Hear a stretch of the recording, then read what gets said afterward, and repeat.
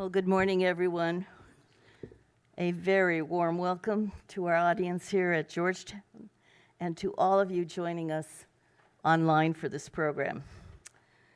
Mahsa Amini's death, a year of protest and reflections on the future. That's what we'll be grappling with today, and particularly in our first panel. I'm Elaine Verveer, and I direct the Georgetown Institute for Women, Peace, and Security.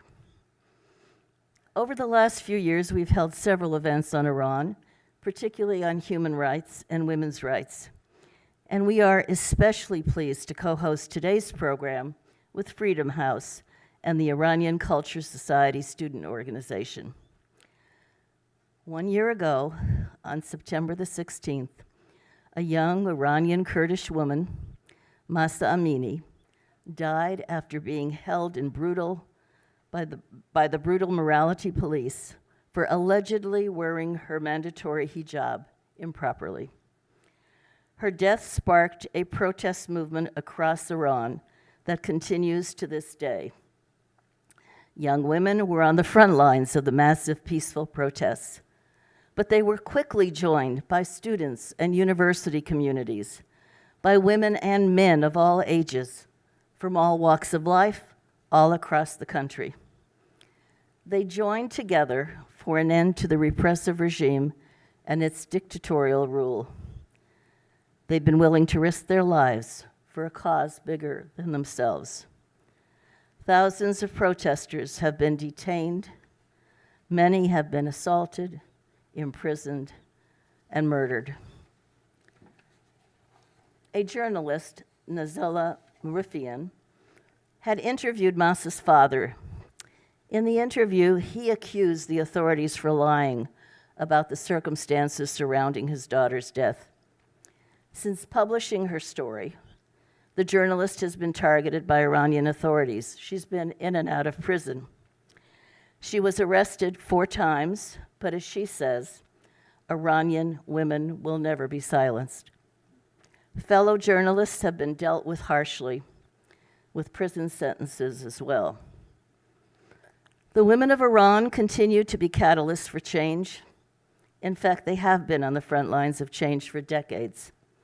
Their demand for woman, life, and freedom cannot be extinguished and has challenged the very foundation of the regime. On this anniversary of Mahsa's death, we stand in solidarity with them, as do thousands who are engaged and will be engaged in rallies all over the world. For their part, the Iranian authorities have stepped up their crackdown. They've taken Mahsa's uncle into custody and have arrested women's rights activists, students, ethnic minorities, journalists, family members of protesters, and so many more. In an NBC interview yesterday, when asked if there will be action against the protesters on this anniversary, the Iranian president warned that those who try to sow instability in the Islamic Republic will pay a big cost. Today, we come together with a group of extraordinarily committed leaders and experts all to reflect on the protest movement and Iran's future. I'm now very pleased to turn the microphone over to my friend, former 9-term member of Congress, leader on national security and foreign policy issues. She's recently completed a decade at the helm of the Wilson Center, the first female president and CEO. Her biography would literally take us all morning if I went into it deeply, but let me just say I recommend her fairly recent book, Insanity Defense: Why Our Failure to Confront Hard National Security Problems Makes Us All Less Safe. I can tell you that I attended many programs in Iran when Jane Harman was at the helm there.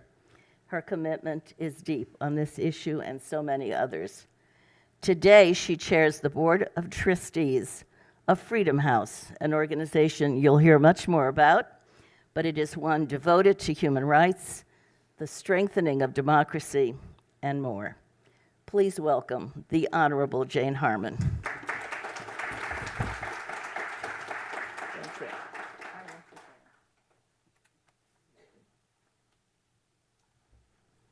Hello, everyone. Good morning. It is a delight to be back in the most beautiful room on the Georgetown campus and to join very good friends like Milan and Golia Mary, both incredible women and unflagging supporters of women empowerment. As Milan mentioned, I served 9 terms in Congress. I chaired the Wilson Center for 10 years. I'm now very proud to chair the board of Freedom House. Milan and I were in Beijing, perhaps others of you were there too, 28 years ago, time flies, at the UN Conference on Women. Our small congressional delegation was composed of 3 women and 1 man, and we were there when First Lady Hillary Clinton, accompanied by Milan, uttered those iconic words: "Women's rights are human rights, and human rights are women's rights." The audience, erupted in applause, and the sentiment has spawned a worldwide quest for equal rights for more than half of humanity. So this morning, we express solidarity with the Iranian women who have channeled Hillary's message, who are part of an historic wave of resistance following the horror of Mahsa Amini's killing by Tehran's so-called morality police. Morality police? It is the protesters who are fighting in solidarity against iron-fisted immorality of Iran's regime. They dare to dream of a better Iran, and they are risking their lives and livelihoods for democratic change. As Milan said, the struggle is far from over, and the road ahead is marked by uncertainty, and that is why Freedom House is committed to standing with the Iranian women, the Iranian pro-democracy movement, and why we presented our Freedom Award last spring to the indomitable and fearless women of Iran. For half a century, Freedom House has issued an annual report on freedom in the world. Our widely respected and quoted report shows that freedom is in decline. Freedom has been in decline over the past 17 years, surely in Iran and sadly also in America. Freedom House's Iran initiative aims to bolster the struggle for justice and freedom in Iran and build an international coalition of solidarity. We are very grateful to Milan's Institute for Women, Peace, and Security and the Iranian Cultural Society for facilitating a discussion on both the obstacles and path forward to advance meaningful change in Iran.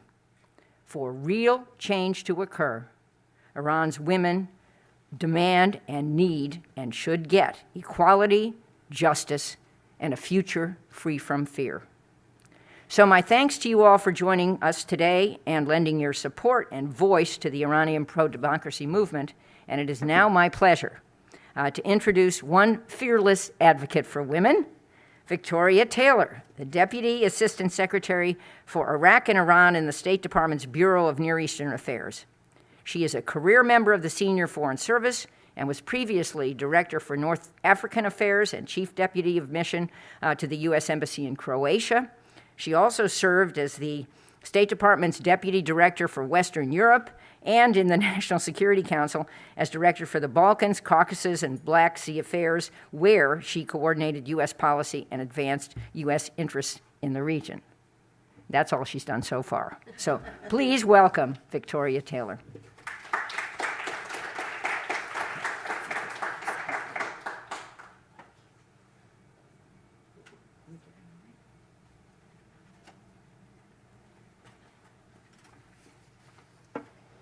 Good morning, everyone, and thanks to the Honorable Jane Harman for that kind introduction. I know she is such a busy individual that it really is very meaningful that both she took the time to be here today, and I'm just really delighted to be invited to participate among such an esteemed group of powerful female leaders. I also want to thank Ambassador Verveer, Patricia Karam, Georgetown, the Iranian Student Cultural Society, and Freedom House for putting on this event today. Today, this is actually the one-year anniversary of Mahsa Amini's detention by the so-called morality police. And we're here today to reflect on the protests that her tragic death prompted, and really to consider how those of us who care about human rights in Iran can continue to stand with the Iranian people and hold the Iranian regime to account for its repression. And today I would like to reflect on the protests and remember many of the victims of the Islamic Republic, highlight some of the ways that the U.S. has worked to support the Iranian people over the past year, and outline some of the steps that we have taken to hold the Iranian regime accountable.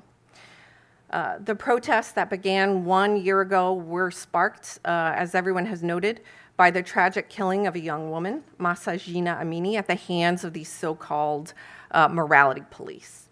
And Iranian society was rightly outraged by this brutal killing and took to the streets to protest, demonstrating great bravery in standing up to their government, engaging in peaceful protest and civil disobedience, and in sharing accounts of the brutal crackdown with the world through their journalism. And this really was critical in allowing others to support these victims of the repression. And we saw people from all parts of the country and from all groups really come together to protest, despite really the potentially grave consequences they faced.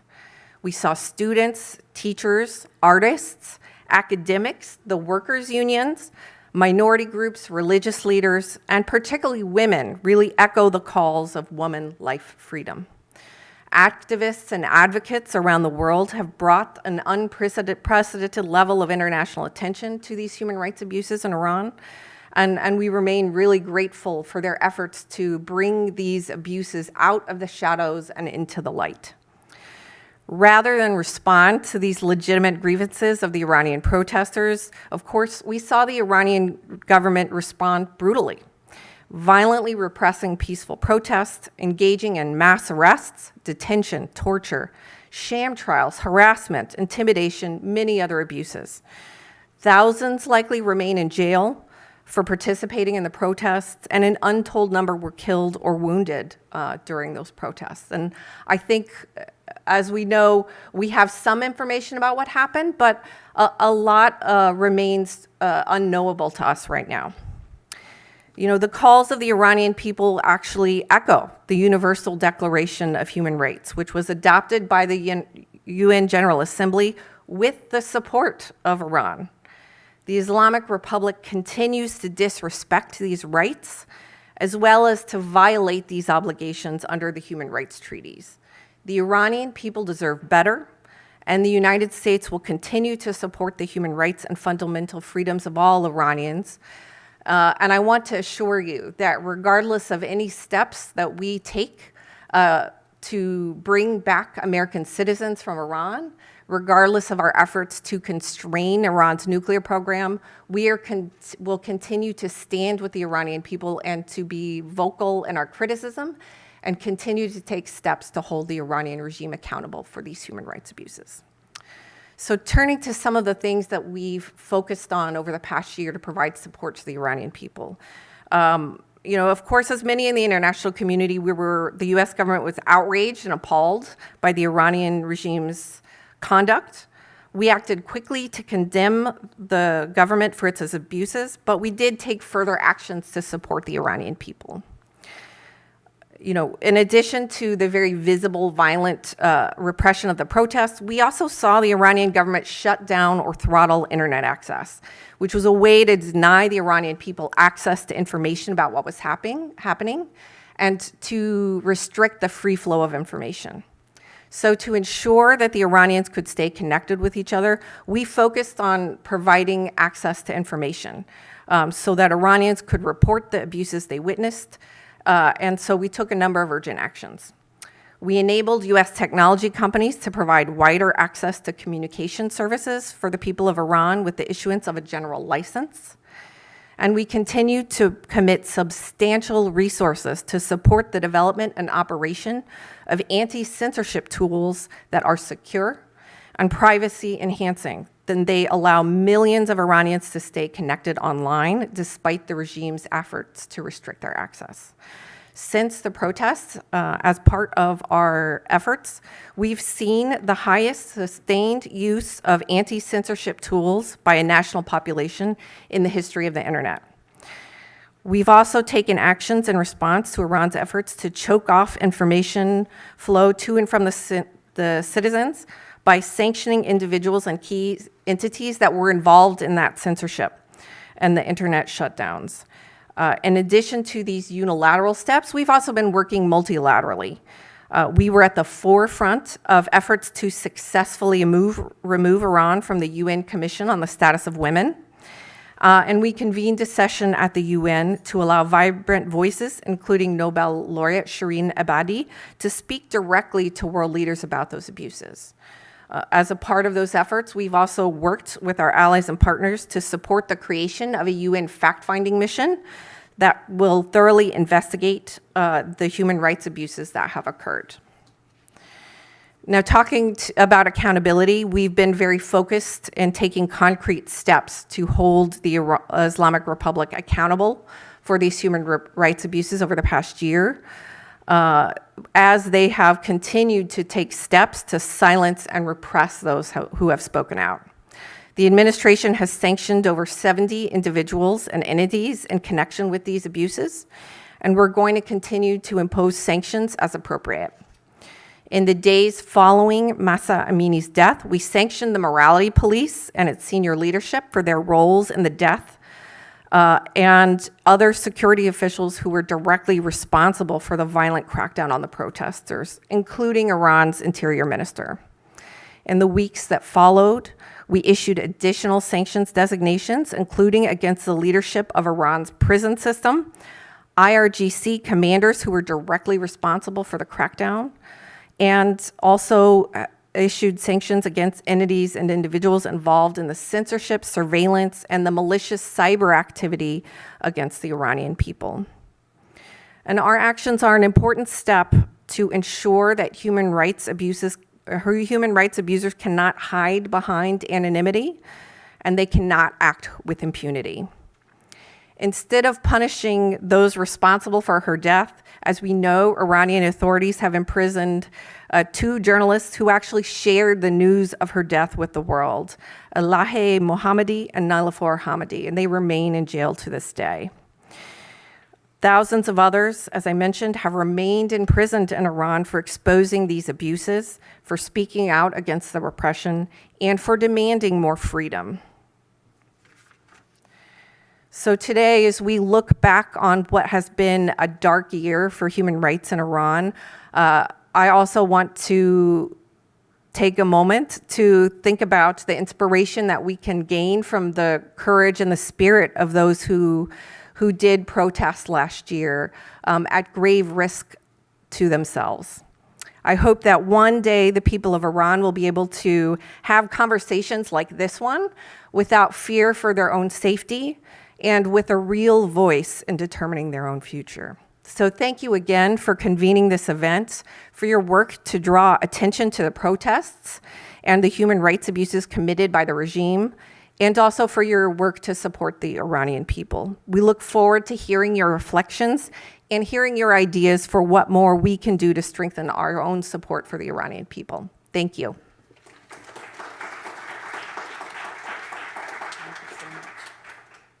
Well, thank you so much, Deputy Assistant Secretary Taylor. I'm now going to ask our first panel to take their places on the stage, and we will have a conversation.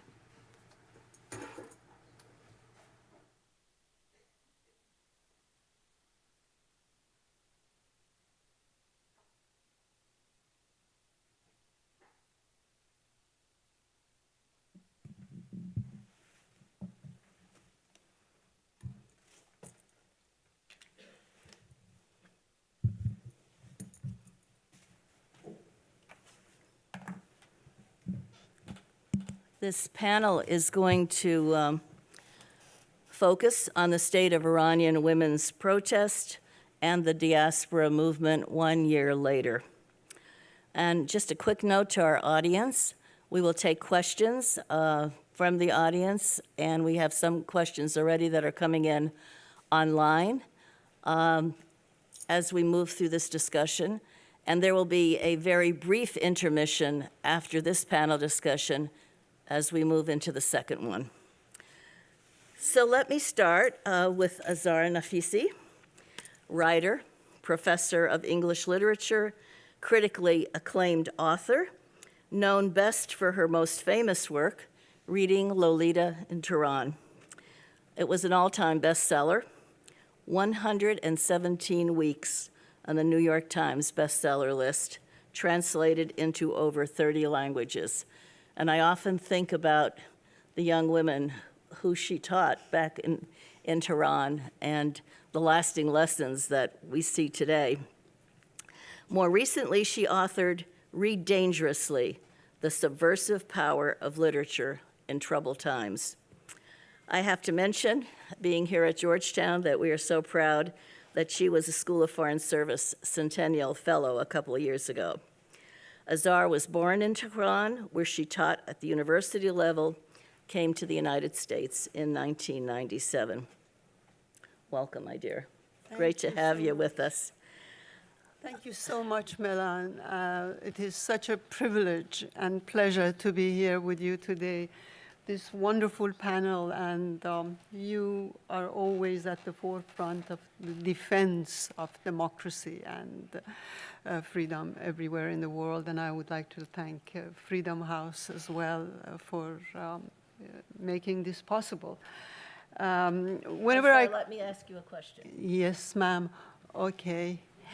Help us situate the current events in Iran in the history of the Iranian women's movement.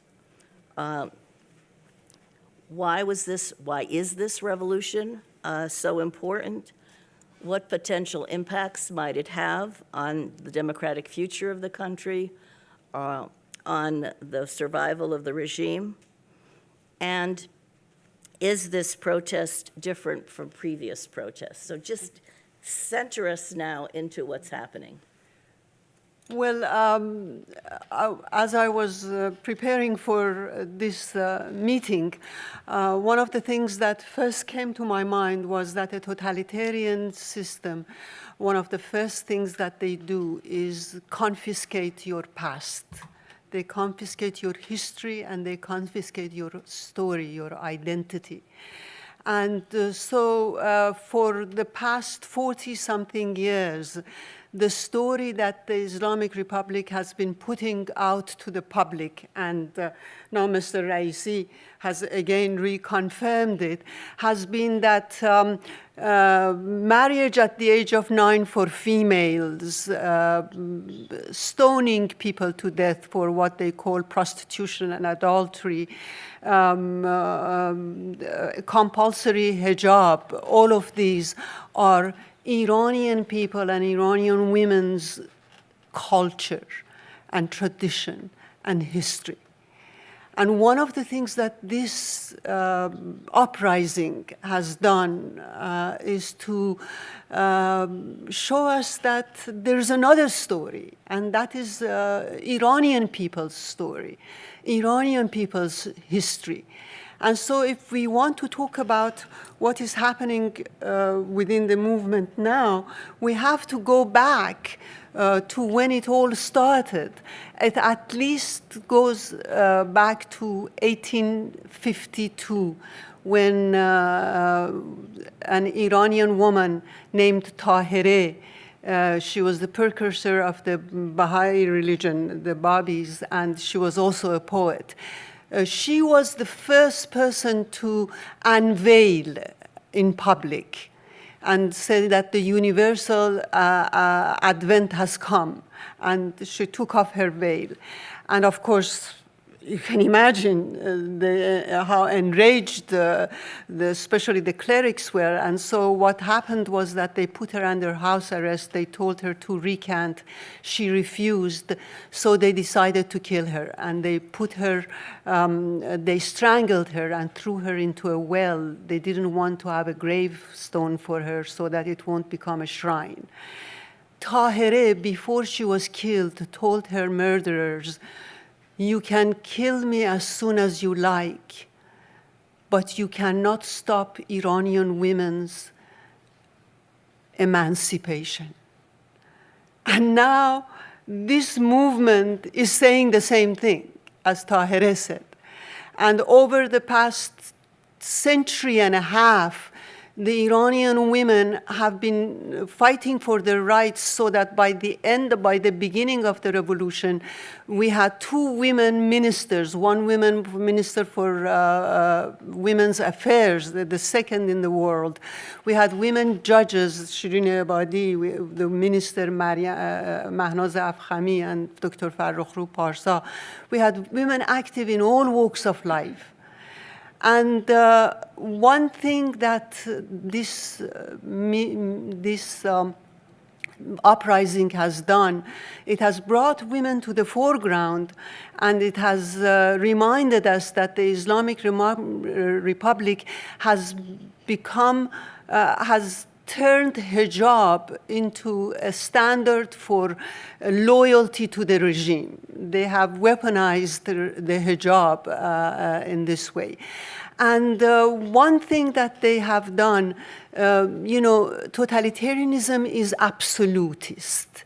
It wants not just your mind, but also your heart and your soul.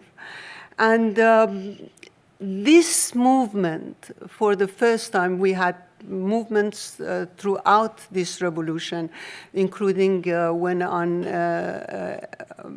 the Iranian tens of thousands came into the streets against Ayatollah Khomeini's fatwa on hijab, and their main slogan was, "Freedom is neither Western nor Eastern, freedom is global."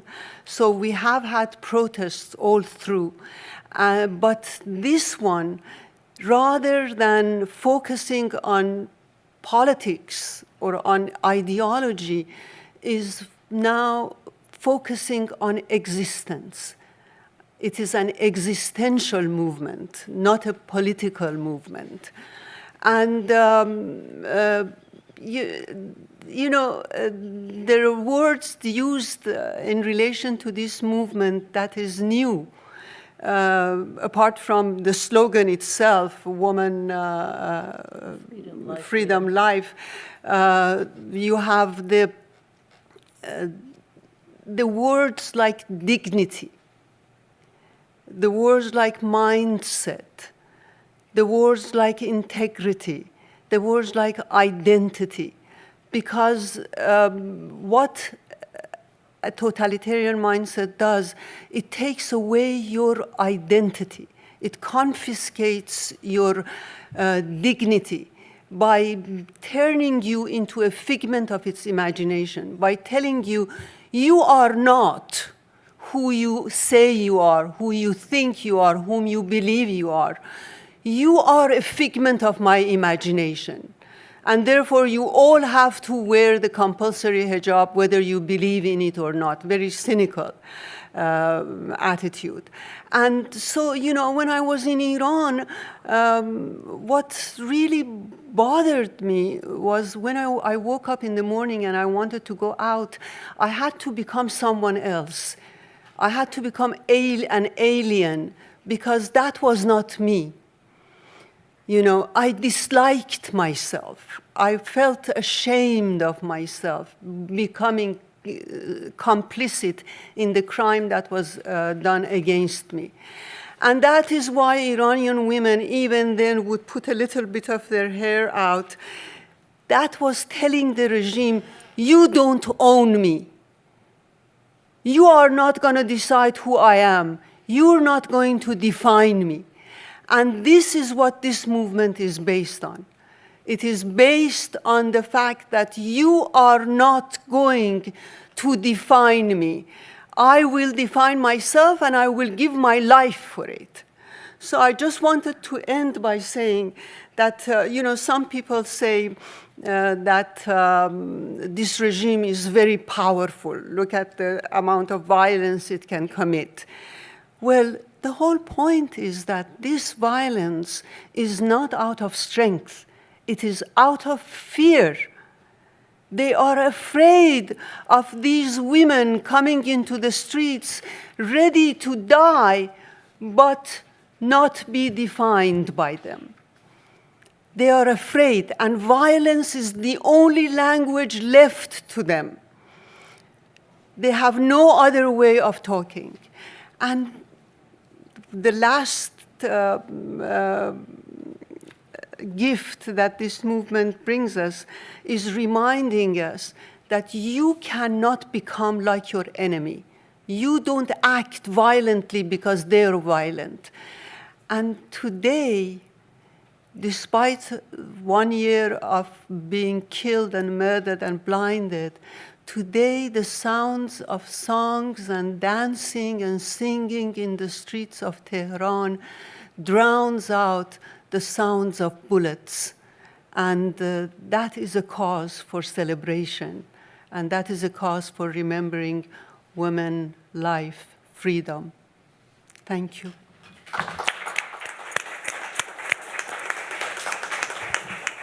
Azar, that's so powerful and reflective, as always. Let me just ask you, before we move on, is this generation different, this generation of women? Do you have a view? Well, they are, I was trying to say that they are both the same and different. They have created a new language. I mean, which revolutionary movement has woman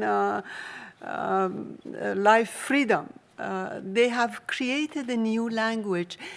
The important thing is not change of regimes, it's change of mindsets. And I always worried after the Shah was gone that this is a change of the regime for worse, you know. What this movement does, it negates that. It refuses to accept that, and they don't see any future. You know, before people hoped that the reformists would do something, but they are completely disillusioned with what their mothers and grandmothers still had illusions about. We'll turn now to Ladan Bourmand. She is the founder of the Abdurrahman Bourmand Center for the Promotion of Human Rights and Democracy in Iran. The organization promotes human rights awareness through education and information dissemination. If you're not familiar with the center or its website, you will find on its website documentation of human rights abuses committed by the Islamic Republic, and it memorializes its victims. She is also on the steering committee of the World Movement for Democracy and a visiting fellow at the National Endowment on Democracy, where she is focusing on the unraveling of Iran's Islamic Republic. Welcome, Ladan. It's so good to have you. Thank you so much. Just two correction, I'm a co-founder of the Abdurrahman Bourmand Center. My sister is also a founder and the executive director, and I am a former member of the World Movement Steering Committee. See, you can't depend on what you read. No, time flies, let's put it that way. I would like to thank you, Ambassador Verviers, Georgetown University, Patricia Karam, Goli Ameri, and the Freedom House for putting this event together. I also want to note, you asked me before to talk about the unraveling of the Islamic Republic. I think Azar very beautifully showed how the prevalence of the Islamic political Islam's ideology in Iran has disappeared. And so I think the fact that I am here today and this event is taking place is revealing, it's the sign of this definitive defeat of Khomeini's ideology in Iran. Let me ask you about the diaspora, the Iranian diaspora, because it's very active and has gotten a lot of attention. What's been its role in the opposition movement, particularly in the European parliaments and capitals? What can or should its role be in the future of Iran? Yes, that's the difficult question, because people in Iran, girls and boys on the streets, have done their part. And there is a part of the Iranian society in the diaspora that has a major role to play. And since you're addressing a historian, I can't help by starting by the history of this diaspora. Iran's diaspora role in the opposition movement has evolved over the decades. During the early years of the Islamic regime, the reign of terror and the suppression of all political and civil rights led to an unprecedented increase in the number of people seeking refuge abroad. The newly established diaspora reproduced Iran's political topography in exile. Survivors of suppressed political parties reorganized in Paris, London, Washington, LA, etc. Their leaders were known in Iran. They had a history, a defined ideology, and a constituency inside the country. They had divergent ideologies and could not unite. A multitude of disparate organizations with exhausted, poor, traumatized members, thousands of kilometers away from their country, with no real support from any foreign state. They waged an unequal war with the Islamic regime, a regime relying on oil revenues, supported by the Soviet Union, and unhindered in its use of violence against its own people. What happened next was predictable. It happens to all emigre communities in similar circumstances. Slowly, state violence and censorship disconnect them from their constituency inside the country. In the late 1980s and early 1990s, a series of extraterritorial killings deprived the opposition groups of their high-profile leaders. By the end of the 1990s, most of the opposition's historic leaders within the diaspora had died, either by natural causes or killed by the Islamic regime's agent. Their political organizations had disappeared or slowly evolved into social groups attended by aging activists with no real impact.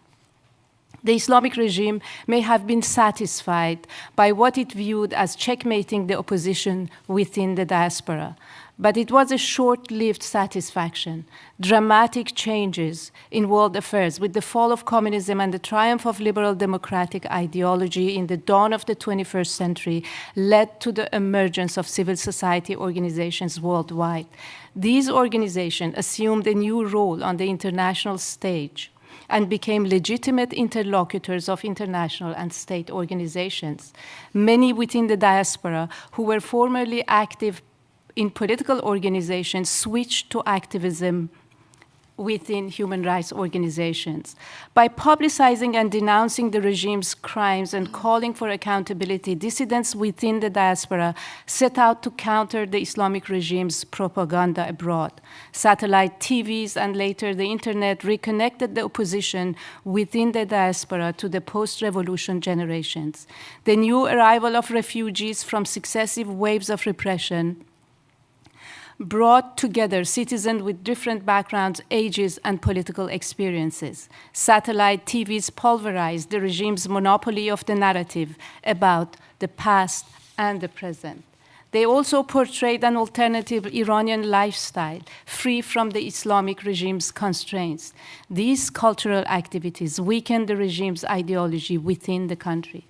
Starting from the 2017 popular uprising against the high cost of living, passing through the 2019 protest against rising gasoline prices, and culminating in the Women Life Freedom Movement in 2022, we could observe a new form of symbiotic relationship between the diaspora and Iran's civil society.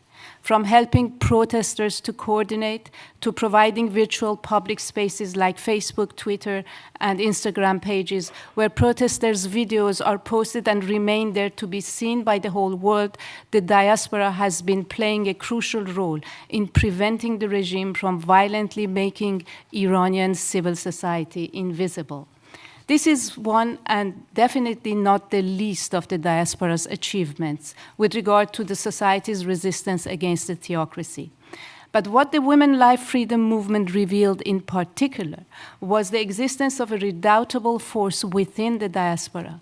The second-generation immigrant from Iran have become successful in sciences, technology, and industry, but also, and crucially, in the political arena in their adoptive countries.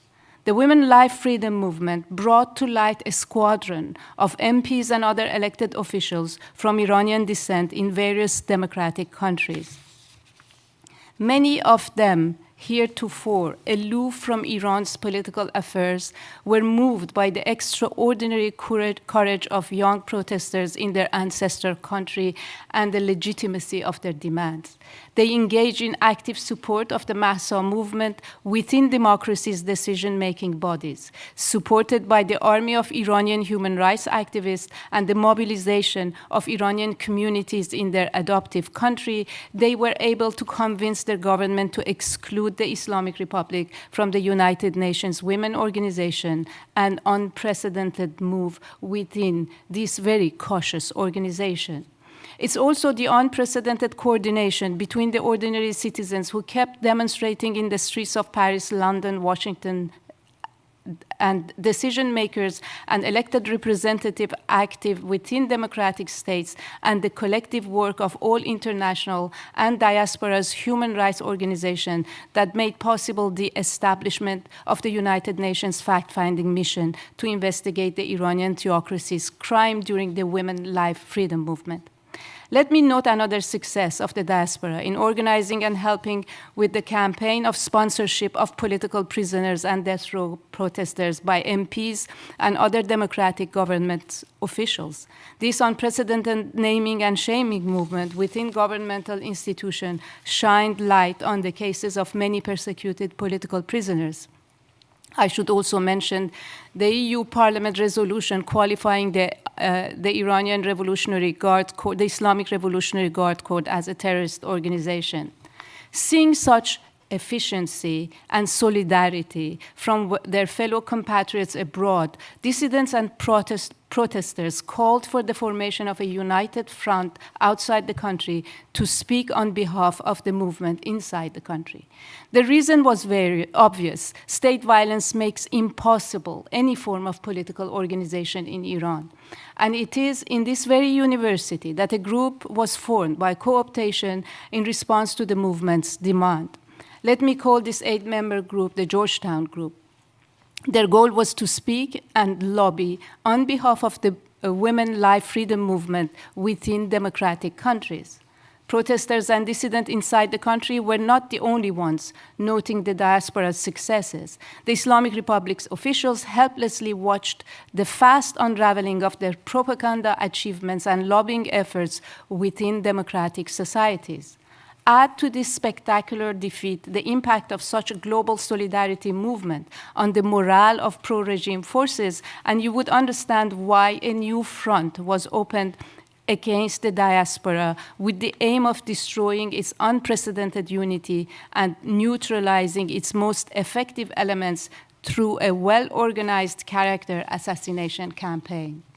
Social media became a major venue for this intensified war, whose goal is to divide the diaspora and distract it from its main objective, which is disempowering the regime and empowering Iran's civil society. Neither the diaspora nor its leaders were ready for such a counterattack. The disintegration of the Georgetown Group within weeks is a testament to this unpreparedness. Interesting. Yes. Yeah.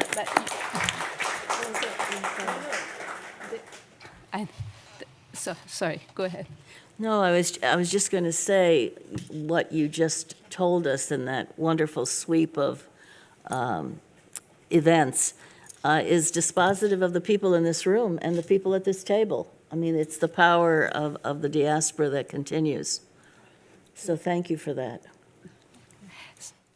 I just wanted to add a point because I had this question about going forward, what the diaspora could do and should do based on learning the lessons. And I want, if you allow me, you permit. Yes, and maybe add to that, are there ways it could be even more effective? Exactly.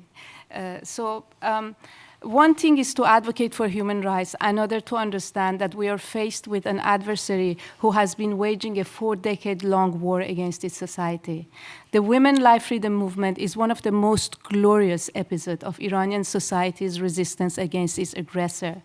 The diaspora community faces an immediate and critical responsibility, which is to comprehend and counteract the psychological and political tactics employed by the regime. To achieve this, it necessitates thoughtful analysis and the development of a fresh set of principles or guidelines for how they should conduct themselves in response to these challenges. In 1979, Ayatollah Khomeini declared a war against liberal democratic principles. His war was both national and global. The regime's attack against the diaspora is the continuation of its attack against its own people and part of its unconventional global war against liberal democracy.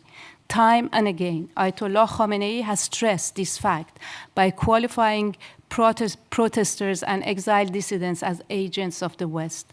The diaspora needs to convince democracy's public opinion, as well as their decision makers, that the war the regime is waging against its people is part of the war it's waging against liberal democracy worldwide. The spectacular and spontaneous burst of international solidarity with Mahsa's uprising needs to be strengthened and institutionalized.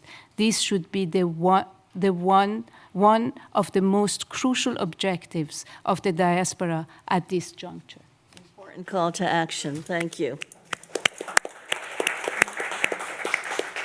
And we'll come back to Azar and to Ladan with your questions, et cetera. Let's turn now to Gisu Nia. Gisu is the director of the Strategic Litigation Project at the Atlantic Council. The project focuses on prevention and accountability efforts for atrocity crimes, human rights violations, terrorism, corruption offenses around the world. Gisu is a human rights lawyer who started her career in The Hague, where she worked on war crimes and crimes against humanity trials. She serves as the board chair of the Iranian Human Rights Documentation Center. Gisu, tell us about this interesting center that you are heading up, the Strategic Litigation Project. How can legal tools be used to advance human rights and accountability, and specifically focusing on Iran? How can this effort be used to combat the impunity of the regime's human rights violations and atrocity crimes? Thank you. Thank you to the organizers for inviting me to speak about this, and I'll try to be brief in some of my comments about the project and also really directive about what we can actually do where it concerns Iran, because I think that the global response, while good in parts, has been inadequate and insufficient, especially on accountability.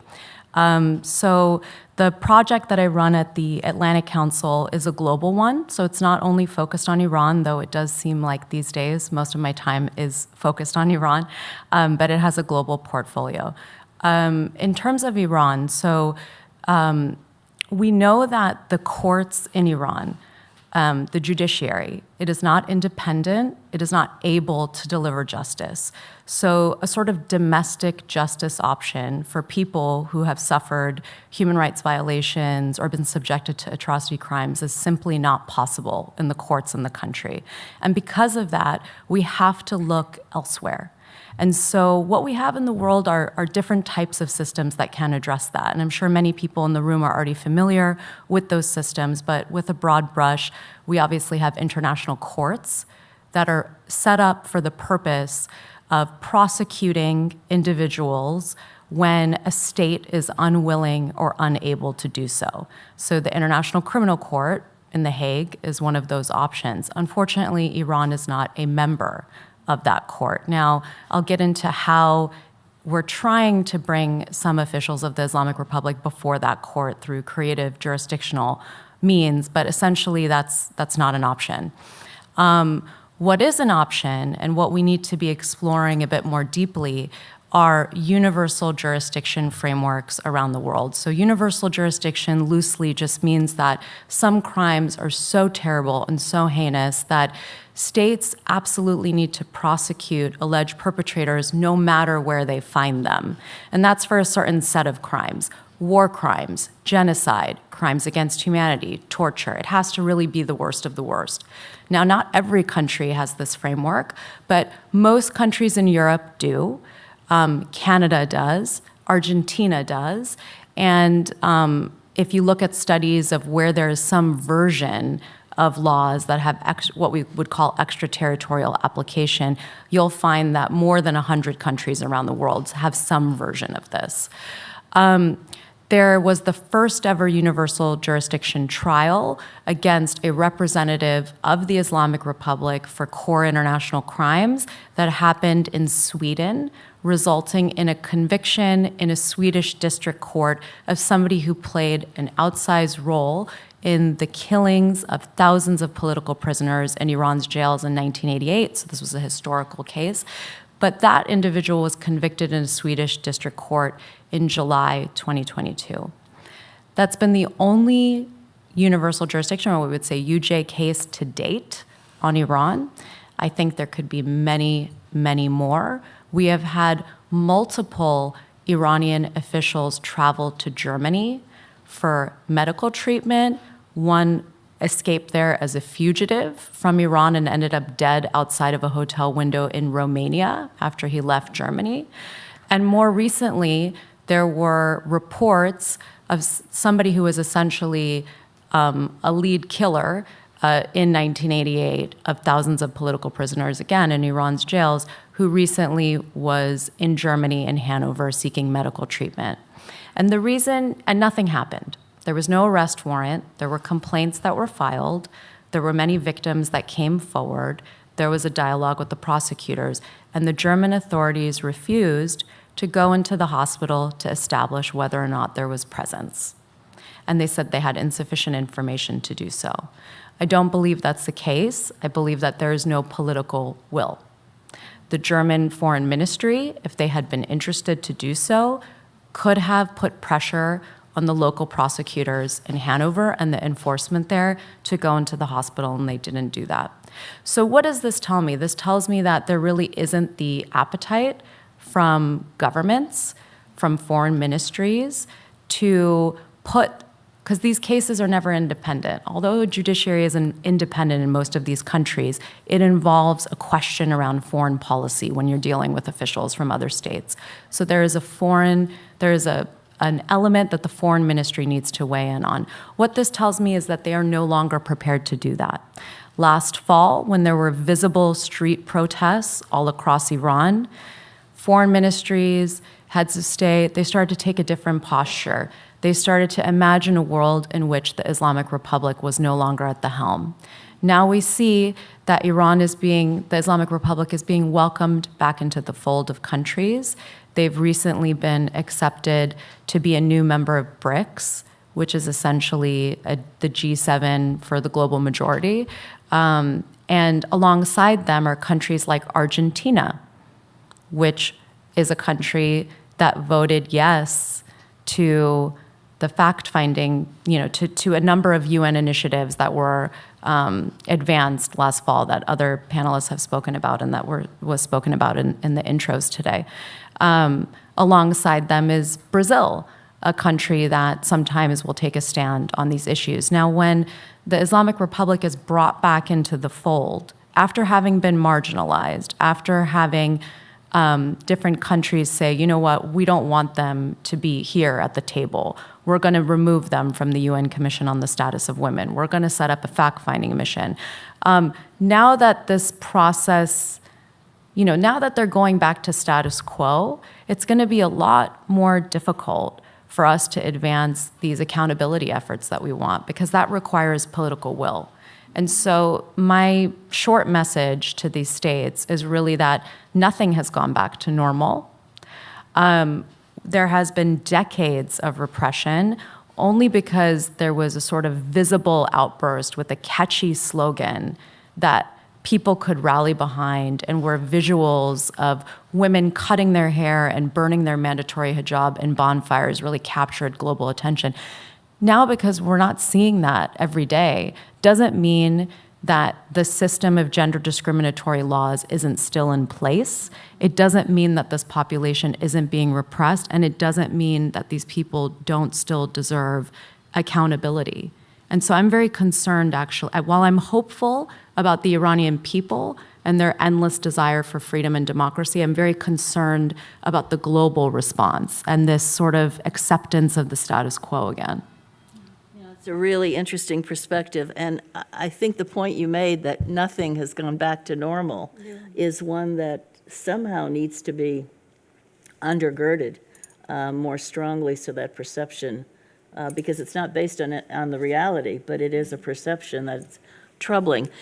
This whole point that Gisu raised about universal jurisdiction, where different governments, states can bring these cases. Germany's done that successfully with respect to a case involving Syria. So I think it's something to think about more and garner that political will that could take this legal tool and use it more effectively. Let me ask you about another potential legal tool, which is the issue of gender apartheid. We know what apartheid represents, yet gender apartheid still is without a formal legal definition. And yet, when you think about what gender apartheid represents, for example, what's happening in Iran, for sure, look at Afghanistan and what's done to completely erase women's rights there, it could potentially be a very powerful tool.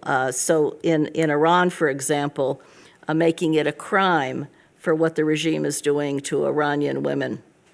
Can you tell us about perhaps what the center is doing on that? Because there is more and more conversation about gender apartheid. I know that we'll be participating in an event at the UN next week on this with respect to Afghanistan, but let's talk about it with respect to Iran. Yeah, great. So last fall, there was this effort to remove the Islamic Republic from the UN Commission on the Status of Women. And it was one that was led by a group of amazing women, and I was honored to be part of that. And really, it was from a directive from women inside Iran who told us that it is absolutely unacceptable for the Islamic Republic to be serving on what is billed as the top global women's rights body dedicated to women's empowerment, and yet the Islamic Republic was a member. That campaign was successful, and what happened after was that I got tons of messages from Afghan women activists saying, well done. And I was so horrified that my Afghan sisters were writing me this message when Afghanistan was still on the UN Commission on the Status of Women.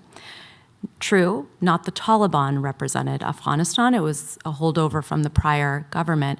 But nonetheless, what does that mean?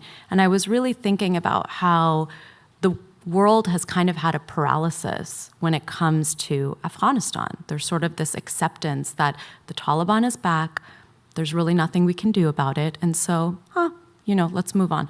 And with Women, Life, Freedom and how the globe sort of mobilized around that, I thought there's really a shared cause. There's a shared struggle. Iranian and Afghan women who have this shared border, shared culture, in some cases shared language, they are often fighting the same framework. The Taliban is perhaps a more extreme version of that, but the laws in Iran that are part of the laws are just the same as these decrees, more or less, that the Taliban is issuing. So it's quite problematic.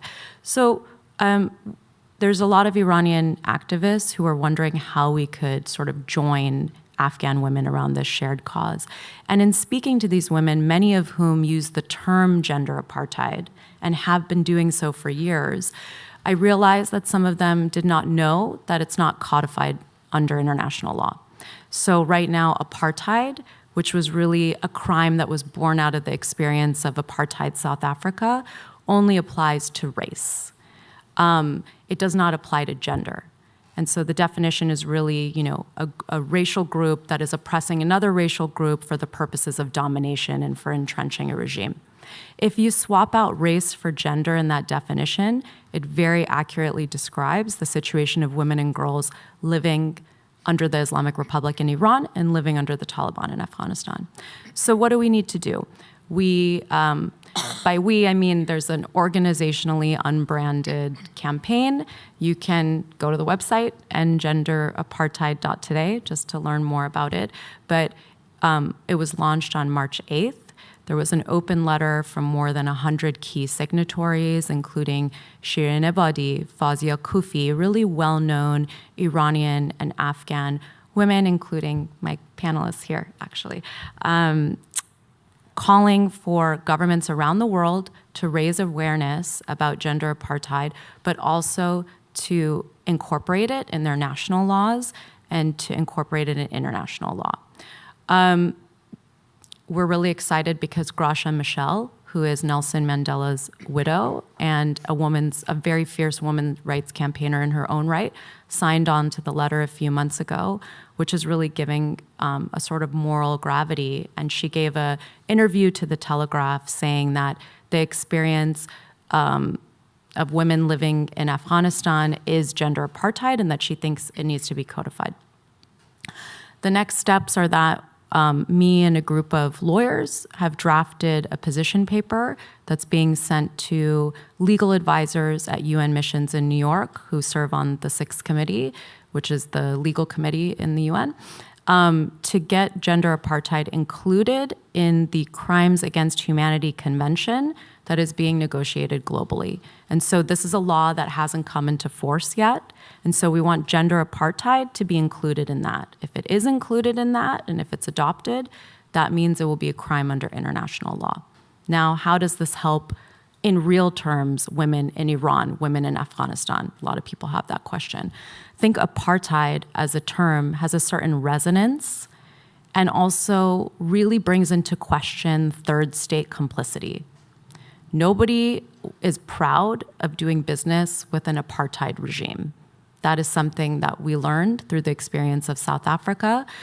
People under the age of 35 sometimes don't know what apartheid is because they weren't born or they weren't around when the apartheid South Africa regime was dismantled from 1990 to 1994. And they're learning about what the horrors of South Africa were and how that actually applies in Iran and Afghanistan. So this campaign has been kind of educating a new generation about those horrors and ensuring that that doesn't continue. But for women in Iran, I think it's very important to not normalize what the Islamic Republic is doing. There are so many diplomats from countries in Europe even that tell me all of this is cultural. They're very hesitant to push back. They were hesitant to remove the Islamic Republic from the UN Commission on the Status of Women. They believe that reform is possible. They believe that we should be engaged in dialogue. The Islamic Republic is not interested in reforming rights for women. They are doubling down. They are issuing a new bill to further crack down on enforcement of hijab. Nothing has changed after a year other than women in Iran becoming more fearless and becoming more emboldened to push back on the laws that repress them. So we need to acknowledge that in our role in the international community and make sure that the Islamic Republic is called what it is, which it is a gender apartheid regime.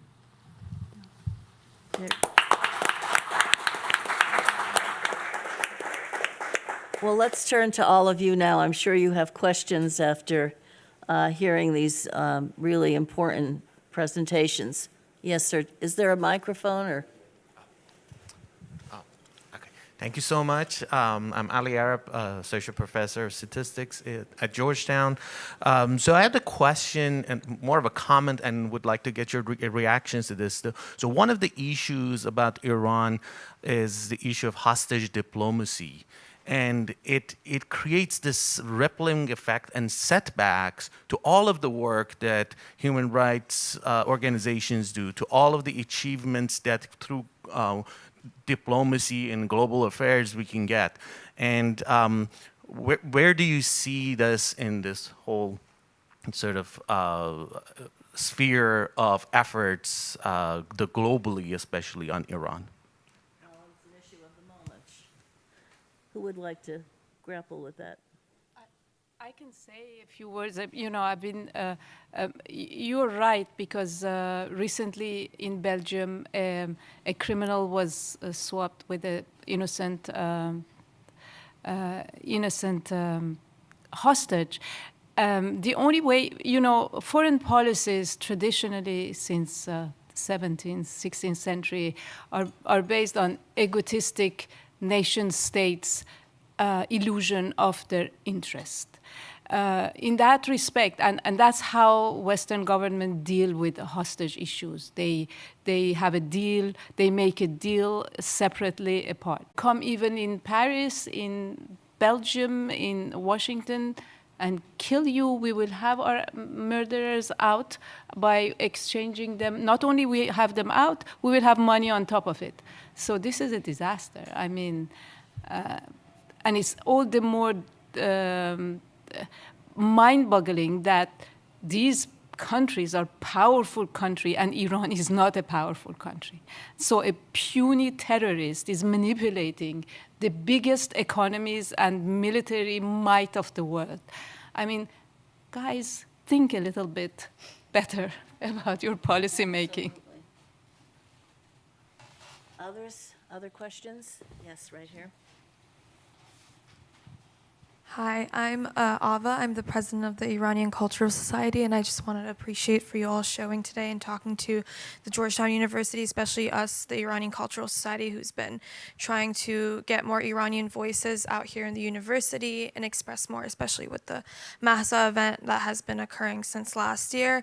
My question would be especially directed towards you, Gisu, because I think you spoke a lot about what our generation has been seeing and thinking. As the newer generation and as an Iranian American myself, I have a lot of family and I have a lot of friends that are, in fact, frontline protesters at the current revolution that was occurring and is still occurring, and especially was very much at its highest point last year. And I faced a lot of this generation faced a lot of sacrifices, and we faced a lot of hurt. And it was a very big sign of hope when, especially everyone that is especially on this table right now, keeps asking what makes us different. I think nothing makes the Iranian woman different. We've always been who we were, and we're always fighting. It's the sense that what makes this movement different with our generation in sense of getting our voices out there, because the realities have always been there. And it's very, very frustrating, especially in this generation, to see so many foreign powers that were at one point standing with us turn their heads against us.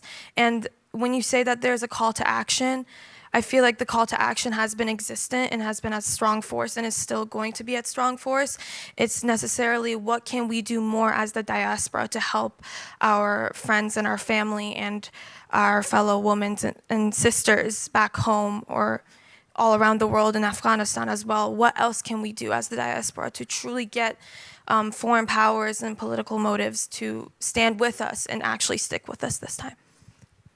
Thank you. And let me add to that question, one that's come in online, because you asked it from the perspective of the diaspora, and we have an online question here. How can we, ordinary people, non-Iranians, support the revolutionary women in Iran? So, our panel. Azar. I'm reminded of something my mother told me when on the day I was leaving Iran for US. She came out to me and very anxiously she said, tell them.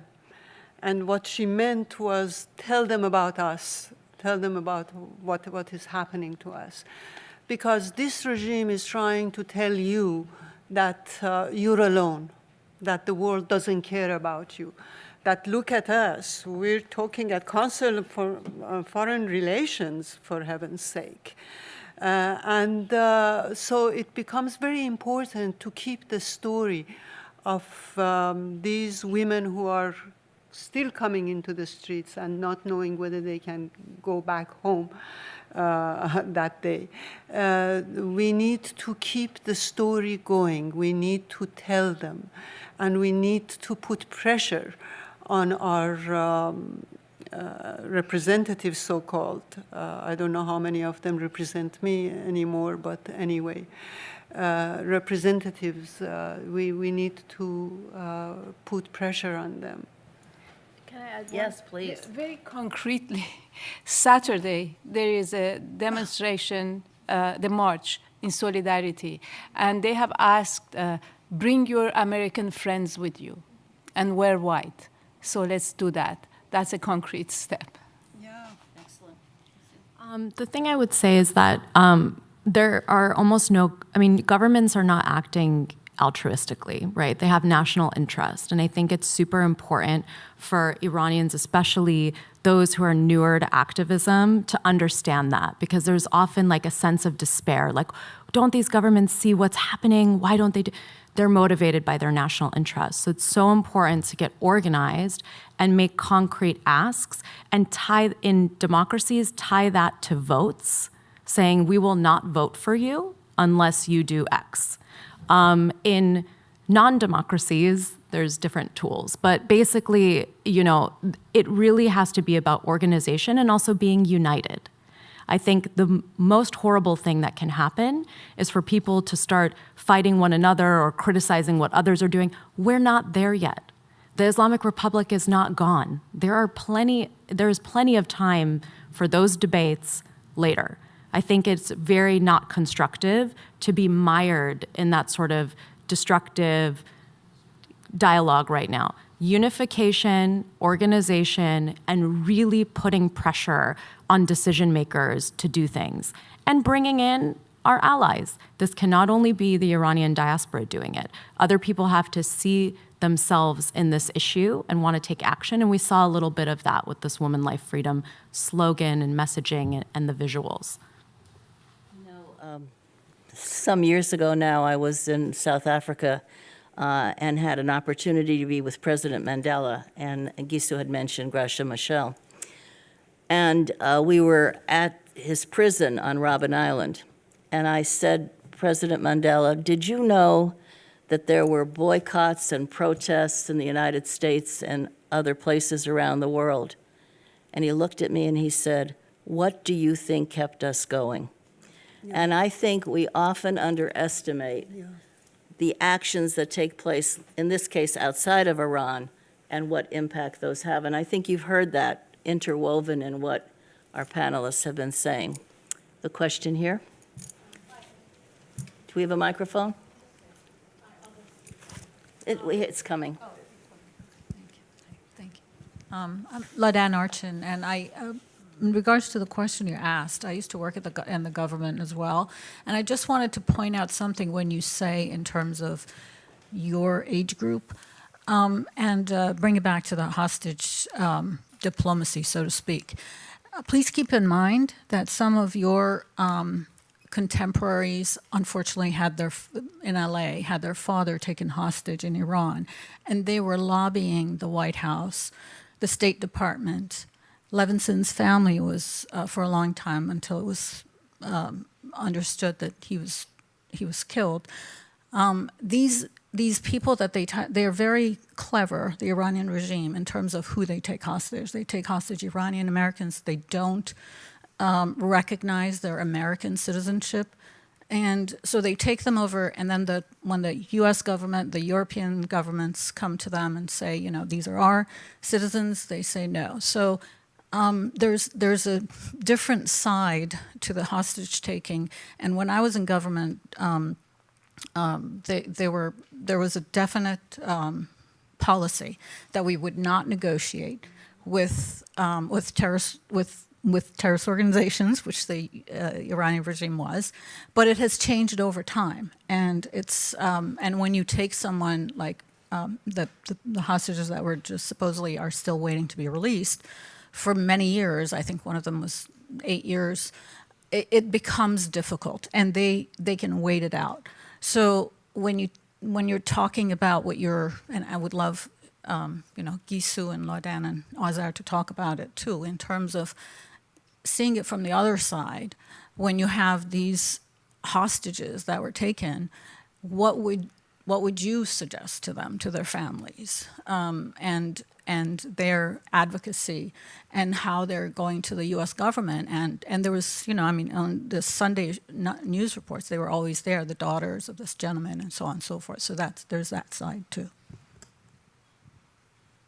Thank you. Would like to follow up.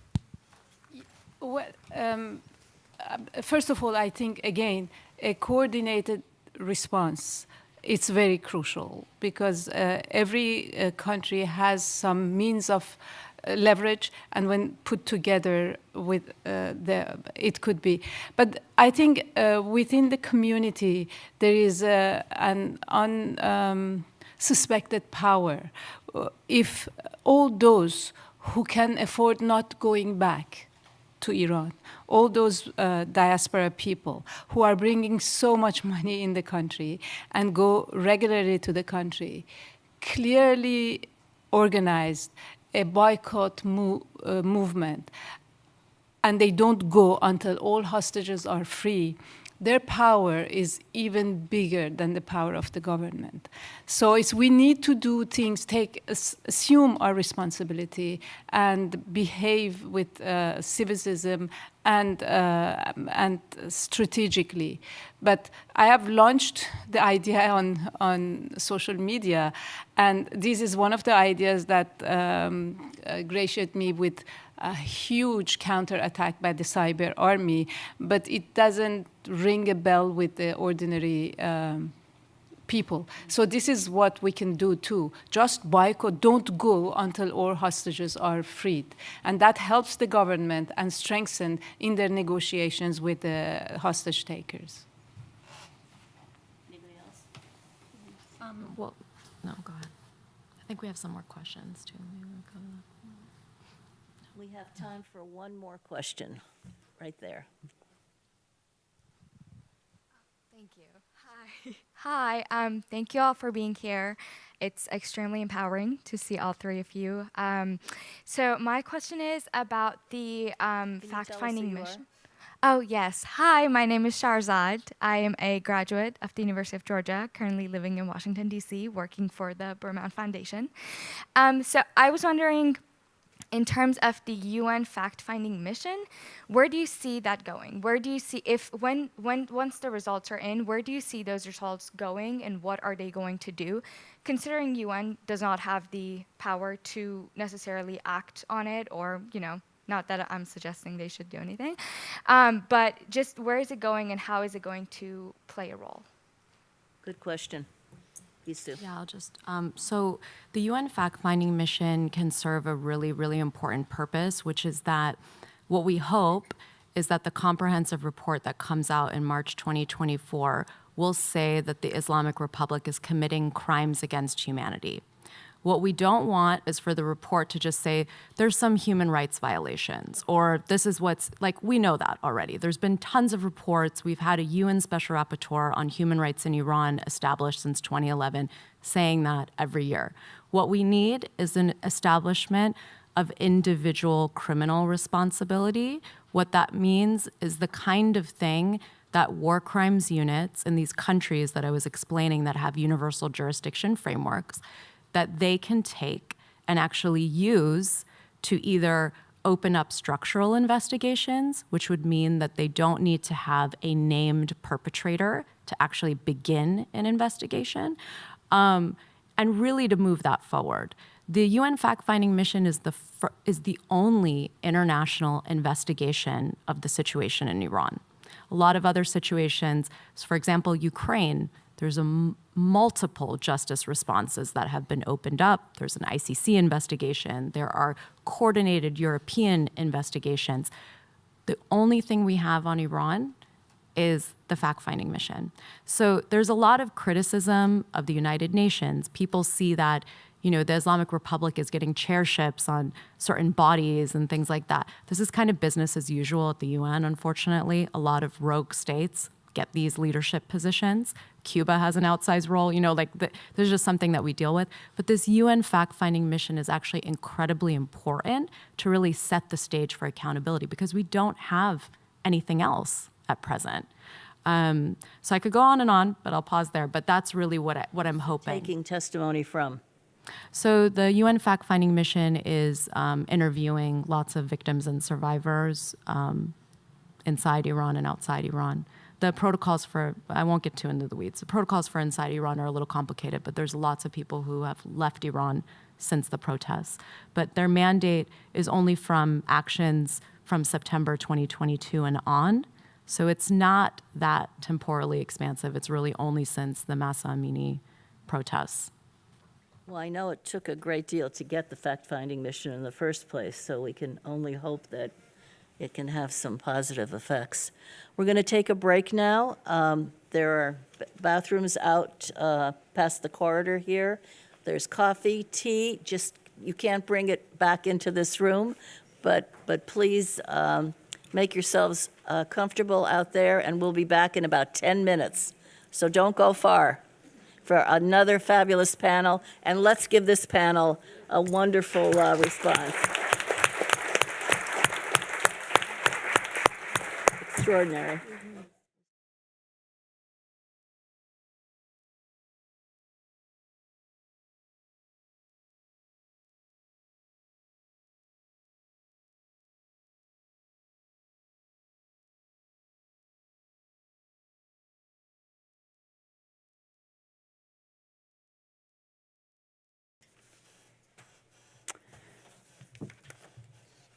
Good morning, everyone. Good morning again, I should say. And thank you for being here and for tuning in. This panel in particular will follow on from the morning's panel and really look at the effectiveness of the current Iran sanctions regime and really creative ways for stopping the flow of funds to the regime. Our experts today will also discuss some practical recommendations that can really help inform US and global policy on Iran in the context of an emerging Iran, China, Russia, anti-Western access and its implications.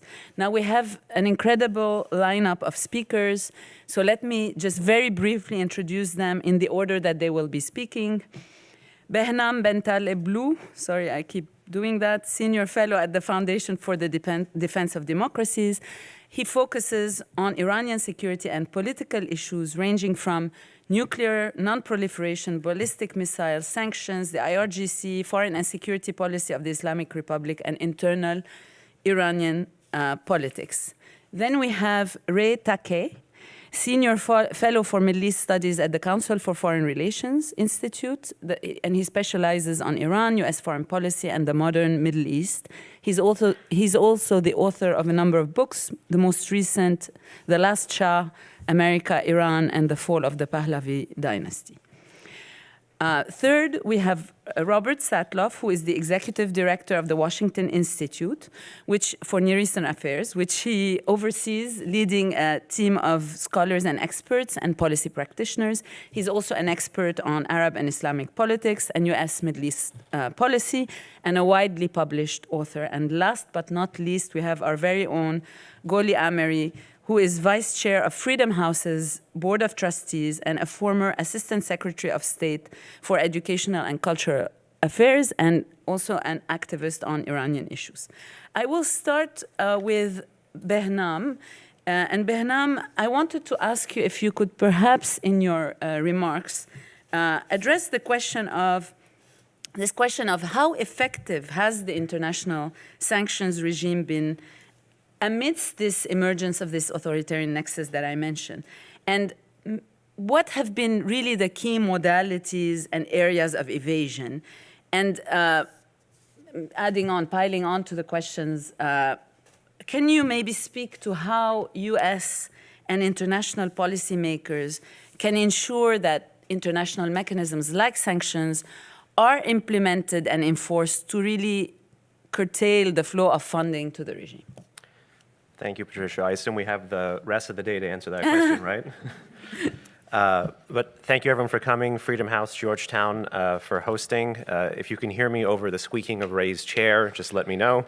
But otherwise, I greatly appreciate your interest in this subject, particularly as we come up to the one-year anniversary of the Women Life Freedom protests in Iran.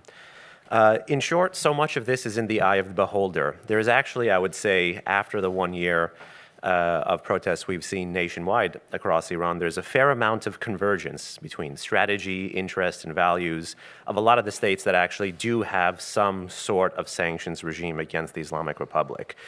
The only question is, to answer the efficacy point, how much time do these states have to monitor, implement, and most importantly, enforce their Iran sanctions regimes? How much political interest do they have in the monitoring, implementation, and enforcement of those regimes, as well as what other kind of assets are they willing to devote to that monitoring and enforcement? For example, that question on sanctions evasions, modalities of this evolving Iran sanctions architecture, there are changes in Iran's economy that warrant the attention of American, Western, whatnot policymakers. And the reason I'm kind of talking broadly about sanctions here is because I hope that there will be, maybe after this event or maybe after we recognize the importance of the 1 year anniversary of the Mahsa protest movement in Iran, there is an importance to take the human rights sanctions bucket out of the human rights community and deeper or further integrated into the larger kind of national security nexus. So long as it remains its own thing, its own tool, it is only going to have the effect, to use Patricia's word, of the limited penalties that come with it, which is, in material terms, the visa ban and then the asset freeze. What you want to do is integrate this more into the broader toolkit of existing sanctions architecture that different states like the US, the EU, the UK, Canada, Australia, New Zealand have on Iran. So for example, in the US, you have a lot of robust oil sanctions. So for American policymakers who have an interest in doing damage to those who are quite literally oppressing this movement in Iran, enforcing oil sanctions is one thing that they could do. Needless of the fact that the predicate for those oil sanctions is terrorism-based or nuclear-based or any other kind of strategic reason for them, but it also has a complementary nexus with the human rights world. So that connective tissue needs to be made and thus far has not been made. And overall, I would say, despite the shared interest in the implementation and enforcement of these sanctions, the lack of this connective tissue growing in jurisdictions that, like the US, have the most sanctions on the books impedes the overall effectiveness. So this is something that, if this is the most low-hanging fruit for American policymakers to be able to identify and rectify. So that's kind of one big bucket. The other big bucket is, if you do have leftover time, interests to follow how Iran has been violating many of these sanctions or busting or evading or circumventing some of these sanctions, you need to look at the Iranian economy, for instance. Iran now, especially over the past decade, is a petrochemical powerhouse. The authorities and predicates for lots of these sanctions that actually constrain the significant inflow of revenue that the regime can allocate at its own choosing is not just crude oil based, it's also petrochemical based. And this goes to, and not to get too into the weeds, an important gamble the regime made after the JCPOA, which is that it would not be receiving a lot of foreign direct investment to overhaul its crude oil industry.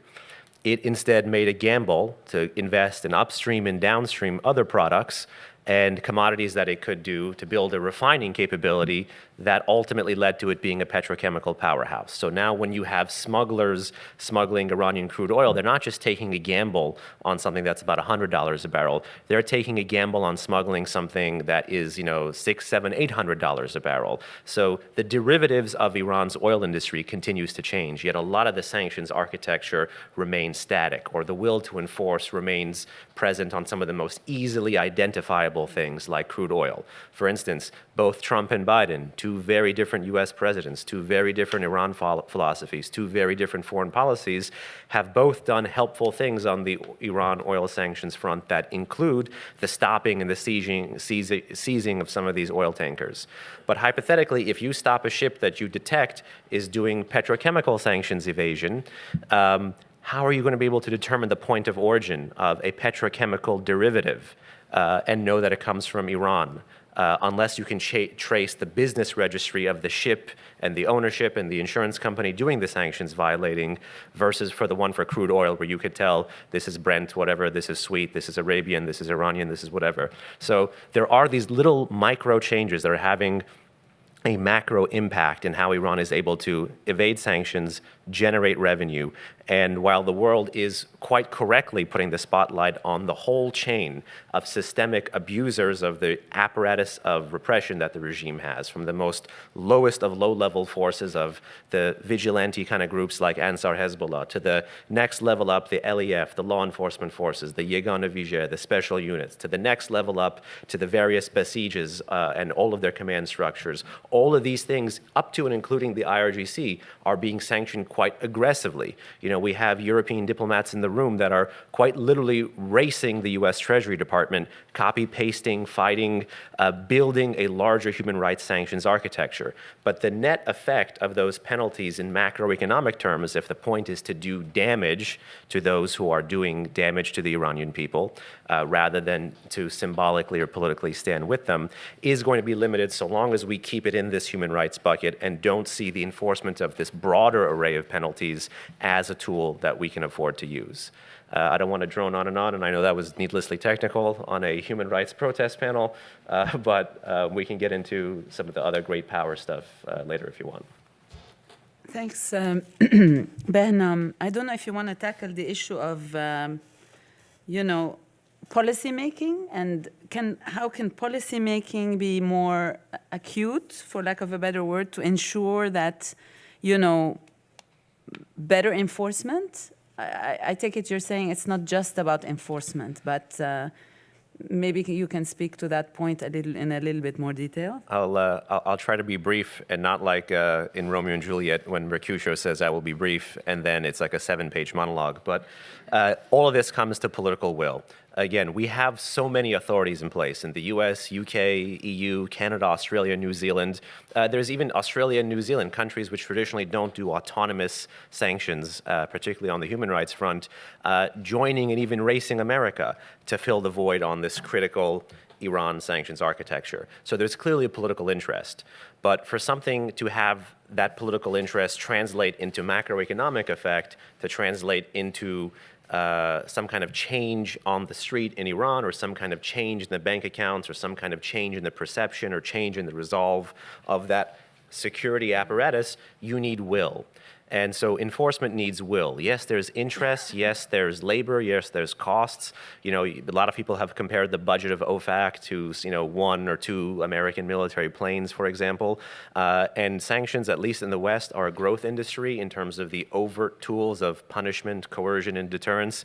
Everybody who is anybody has a sanctions program now. Cuba, North Korea, Venezuela, Syria, Russia, Ukraine, you name it, there's a sanctions program for it.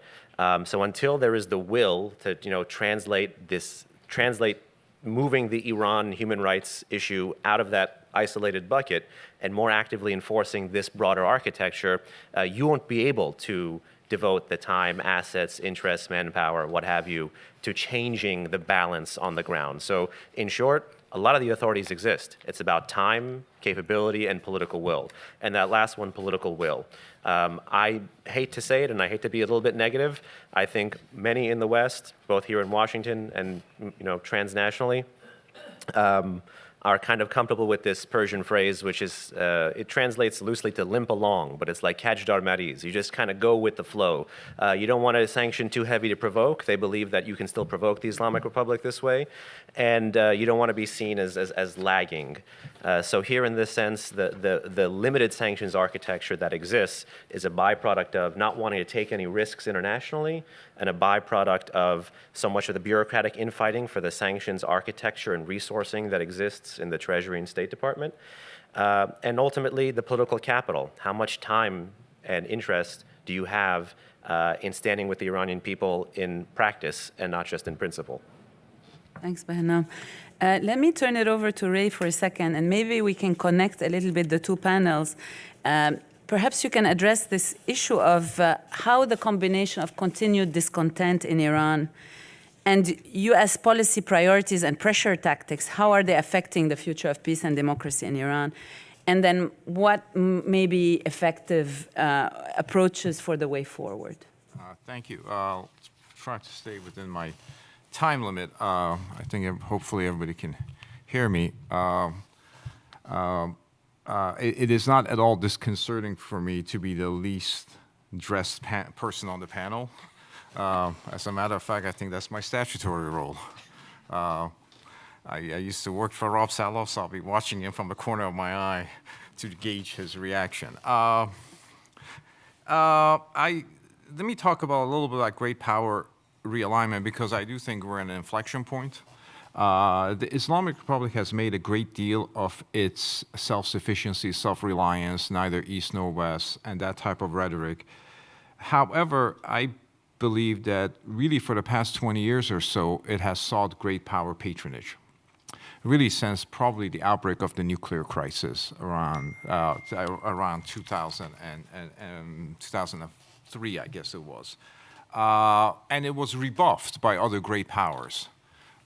It sought assistance from the Chinese and the Russians in terms of assistance at the United Nations and evasion of sanctions. And at that time, China ostensibly still saw itself as a stakeholder, and Russia was trying to reintegrate into the global economy and the global society.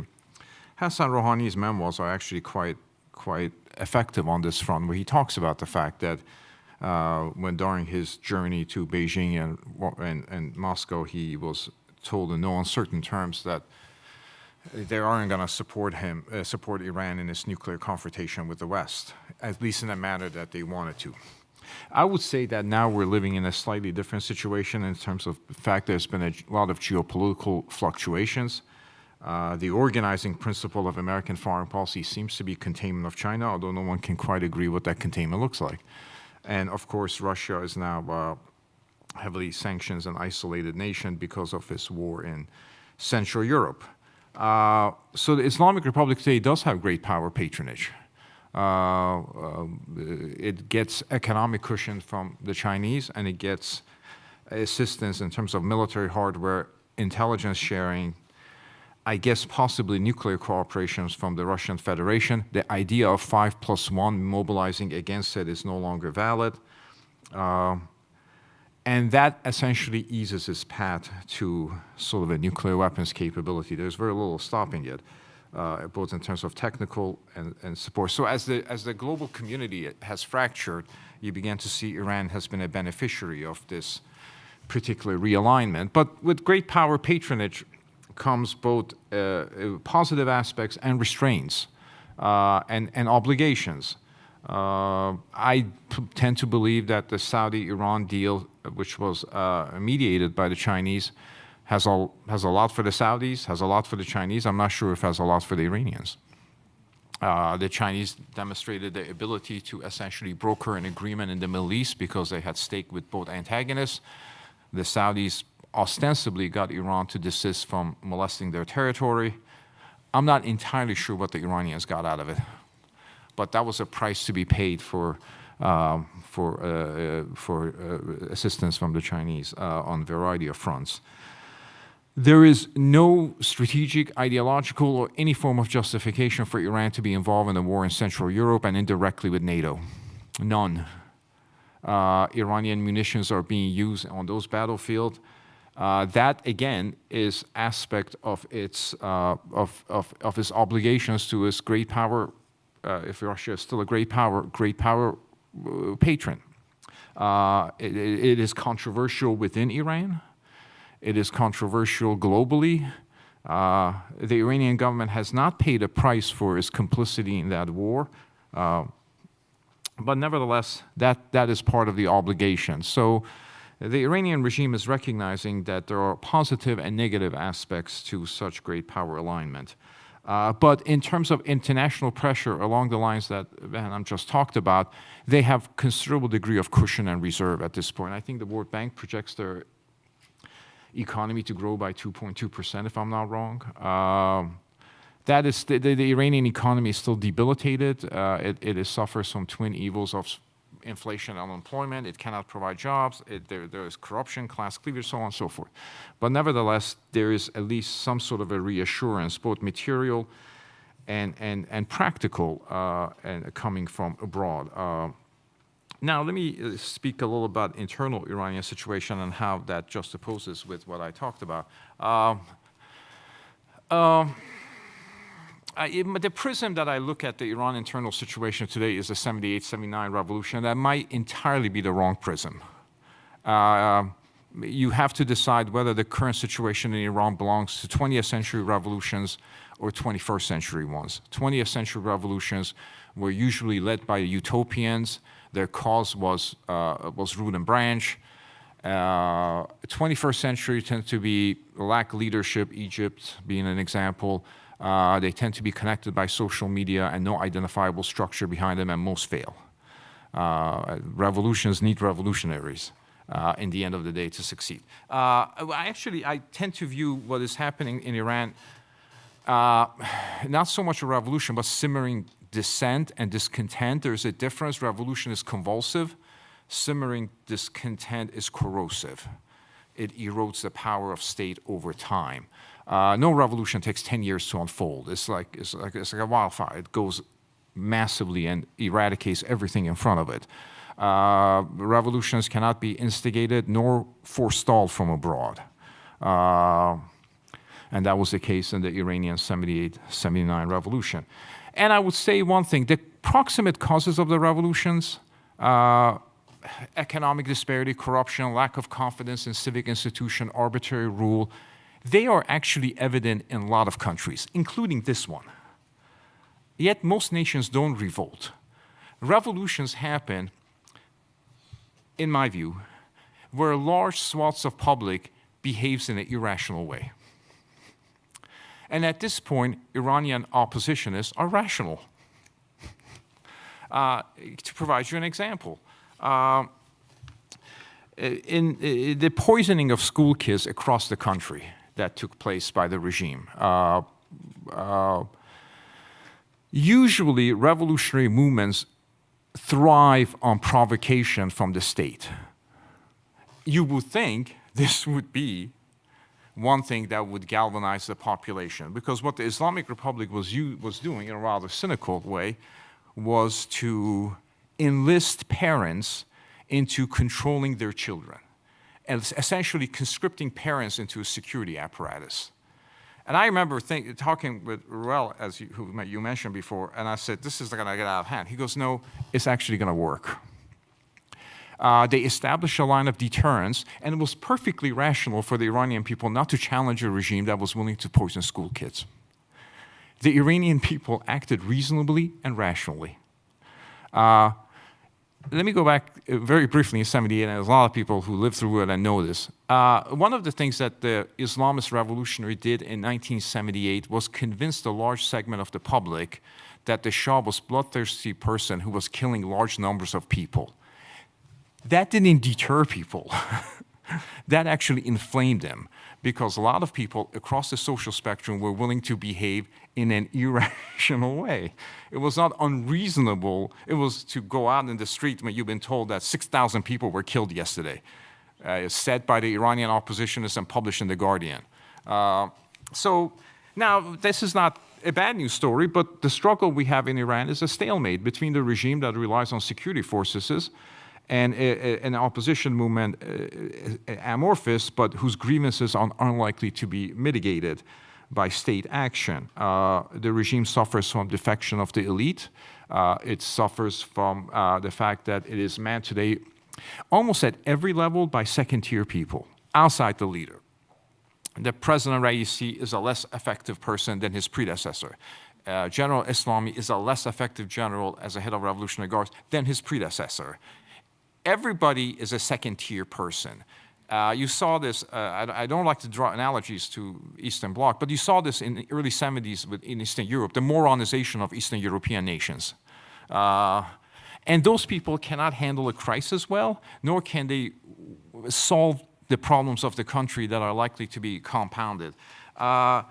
Unlike revolutionary situations, in a contest of battle, in a contest of will between two entities within a country, the great powers have a role.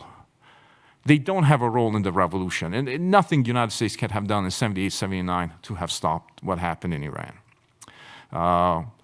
But they do have a role today, and the role is to systematically weaken the regime in order to make it more vulnerable to opposition gaining strength and hoping to get lucky.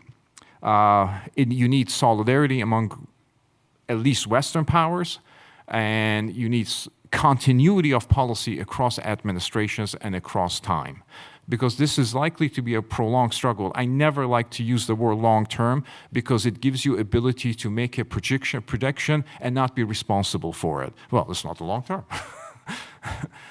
But I think we're in this particular struggle, and the great powers have a role. Are they going to discharge that obligation? I don't think so. I think if the Iranians want a nuclear agreement with substantial sanctions relief today, they can get it. They can get it from America, they can get it from Britain, they can get it from France, they can get it from 5+1, whoever is left. If they want an agreement that gives them substantial infrastructure of their nuclear program intact with substantial, if not complete, reversal of sanction policy, I think they can get it. And the nuclear issue hanging out there actually retards all other conversations that we're having, because it's a priority of every government. Because nobody in the United States government or any other place believes that the Islamic Republic is going to collapse. They're not necessarily wrong. They believe the incumbent government will confront challenges. It is unsteady, but it has the resources to manage dissent. And every day that the Islamic Republic is in power, that statement cannot be negated. I don't believe the Islamic Republic is durable. I don't believe it will last forever. I do envision its collapse, and I think international community can help expedite its demise, but I'm not sure if there's a whole lot of audience abroad for that. As Harry Truman used to say, when they say, Harry, why are you giving him hell? He said, I don't give him hell, I just tell the truth. It just happens to look like hell. So this is my perspective as someone who hopes that the Islamic Republic collapses and the Iranian people become emancipated. But I'll stop there. Thank you. Is that a long-term projection? How's that for call? Rob, let me turn it over to you, Rob, and ask you, again, in the same spirit of sort of this new geopolitical sort of reality, and as we see, a number of panelists have mentioned this already, that you have this Iran-Russia strategic alliance that is deepening with the Ukraine war, and there has been a surprising lack of accountability for the regime's sort of defiance and violations of its commitments, for its repression, for internal repression, and even more for its aggressive positioning in the region and its spheres of influence. So given this sort of geostrategic and the current policy environment, what do you see as being the key potential challenges to U.S.-Iran policy, and what are elements or recommendations that should inform U.S. and global policy? Look, thank you very much. First, congratulations to you and to Freedom House for this event and for your consistent and vigilant work on this issue. I want to echo what was said earlier about the importance of integrating a discussion about human rights, democratic change into the overall strategic framework of American foreign policy. This is a point that cannot be exaggerated enough. Look, let me back up one sentence. I'm no Iran expert. Thankfully, I have wonderful colleagues in my organization to whom I asked advice, and anything intelligent will be theirs in what I say. But I have been an observer, more intimate at times than others, in America's engagement on the Iran issue for nearly 40 years here in Washington. And I have seen the evolution of our policy over that time. And if there's one observation I come away with, it is how effective Iran has been, how consistently effective Iran has been at creating issues and obstacles that keep our foreign policy system away from the core issue about the existence of the Islamic regime. So historically, there are four major arenas in which our government engages the Iran question. One, the strategic issue, namely the nuclear issue.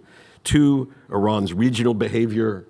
what Iran has done in, whether it's in Iraq or Yemen or with Hezbollah or terrorism or whatever. 3, energy and Iran's role as a significant energy exporter. And 4, domestic issues, human rights, et cetera.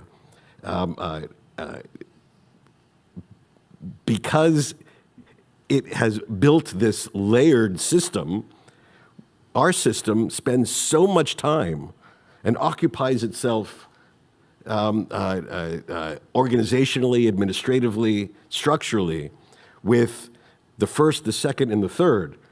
These are serious issues. That the fourth is an afterthought. And the fourth is the last 5 minutes of any serious meeting. The fourth never gets a principals meeting. The fourth will never get in the sit room at the White House. The fourth is a regrettable afterthought. When, in fact, first, second, and third issues are all designed to protect the regime, to protect the core of the regime, which is what the fourth is all about.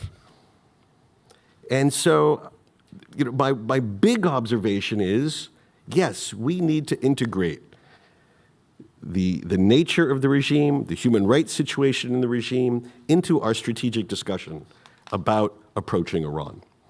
Now, the Iranians have gone even further and added a 5th dimension in the last year, which is Iran's willingness to engage directly in European conflict.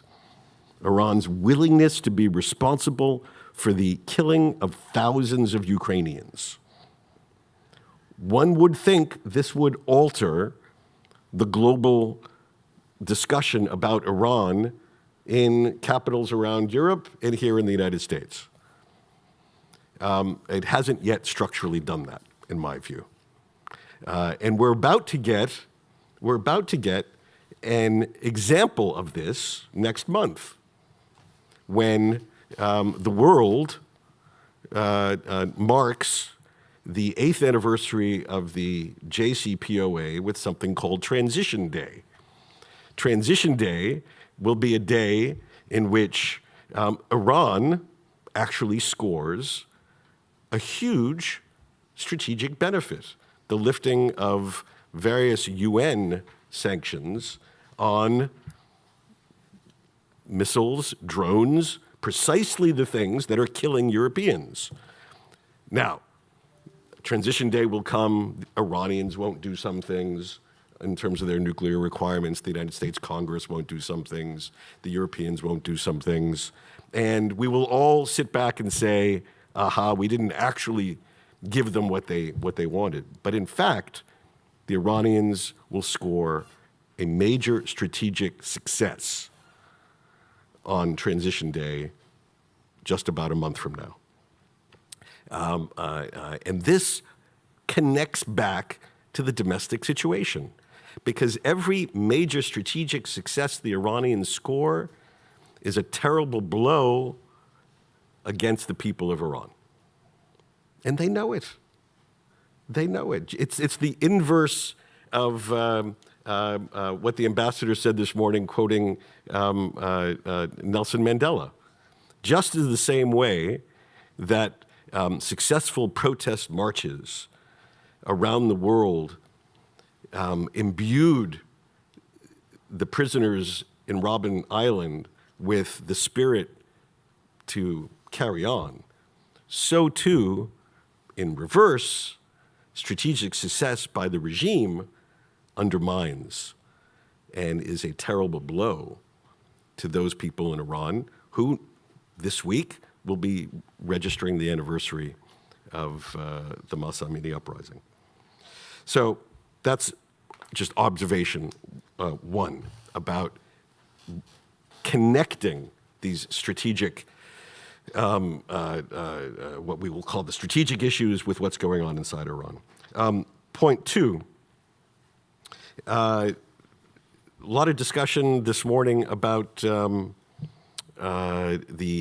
hostage taking, the U.S. government's decision to allow the Koreans to release funds to the Qataris, et cetera. And just a couple of points about this, because this is all also connected. One, I do want to echo the comment that was made this morning. It's not an excuse, but one does have to have a certain understanding for the human dimension of the problem and the pressure administrations are under to provide relief for the families of people who are held against their will. This is an abiding problem, and it gnaws away at the conscience of senior officials, and so they do everything they can. So there's a human dimension to this.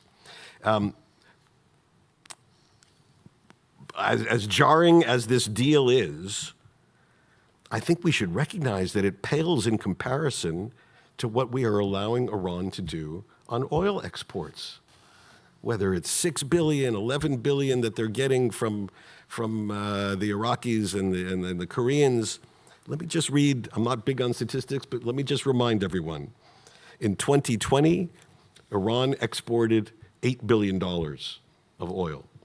In 2022, Iran exported $43 billion of oil. And it'll be probably slightly increased in 2023. This is a much bigger issue. And, you know, I try to be a very nonpartisan person. On this issue, the administration is totally dropped the ball. Or to be more precise, they prioritized. And the priority is we need to let Iran export its oil so that the world oil market maintains a certain equilibrium and there's enough oil in the market to keep energy prices at a certain level. Acceptable, high, but acceptable level. This, in my view, is a terrible decision. And this, I think, deserves a hell of a lot more focus than, it's not an either or, but rather than all of the human energy that we're focusing on the hostage deal, and I have something more to say about that in a moment, this issue is under the radar. And this issue is so much more important, just in dollar terms.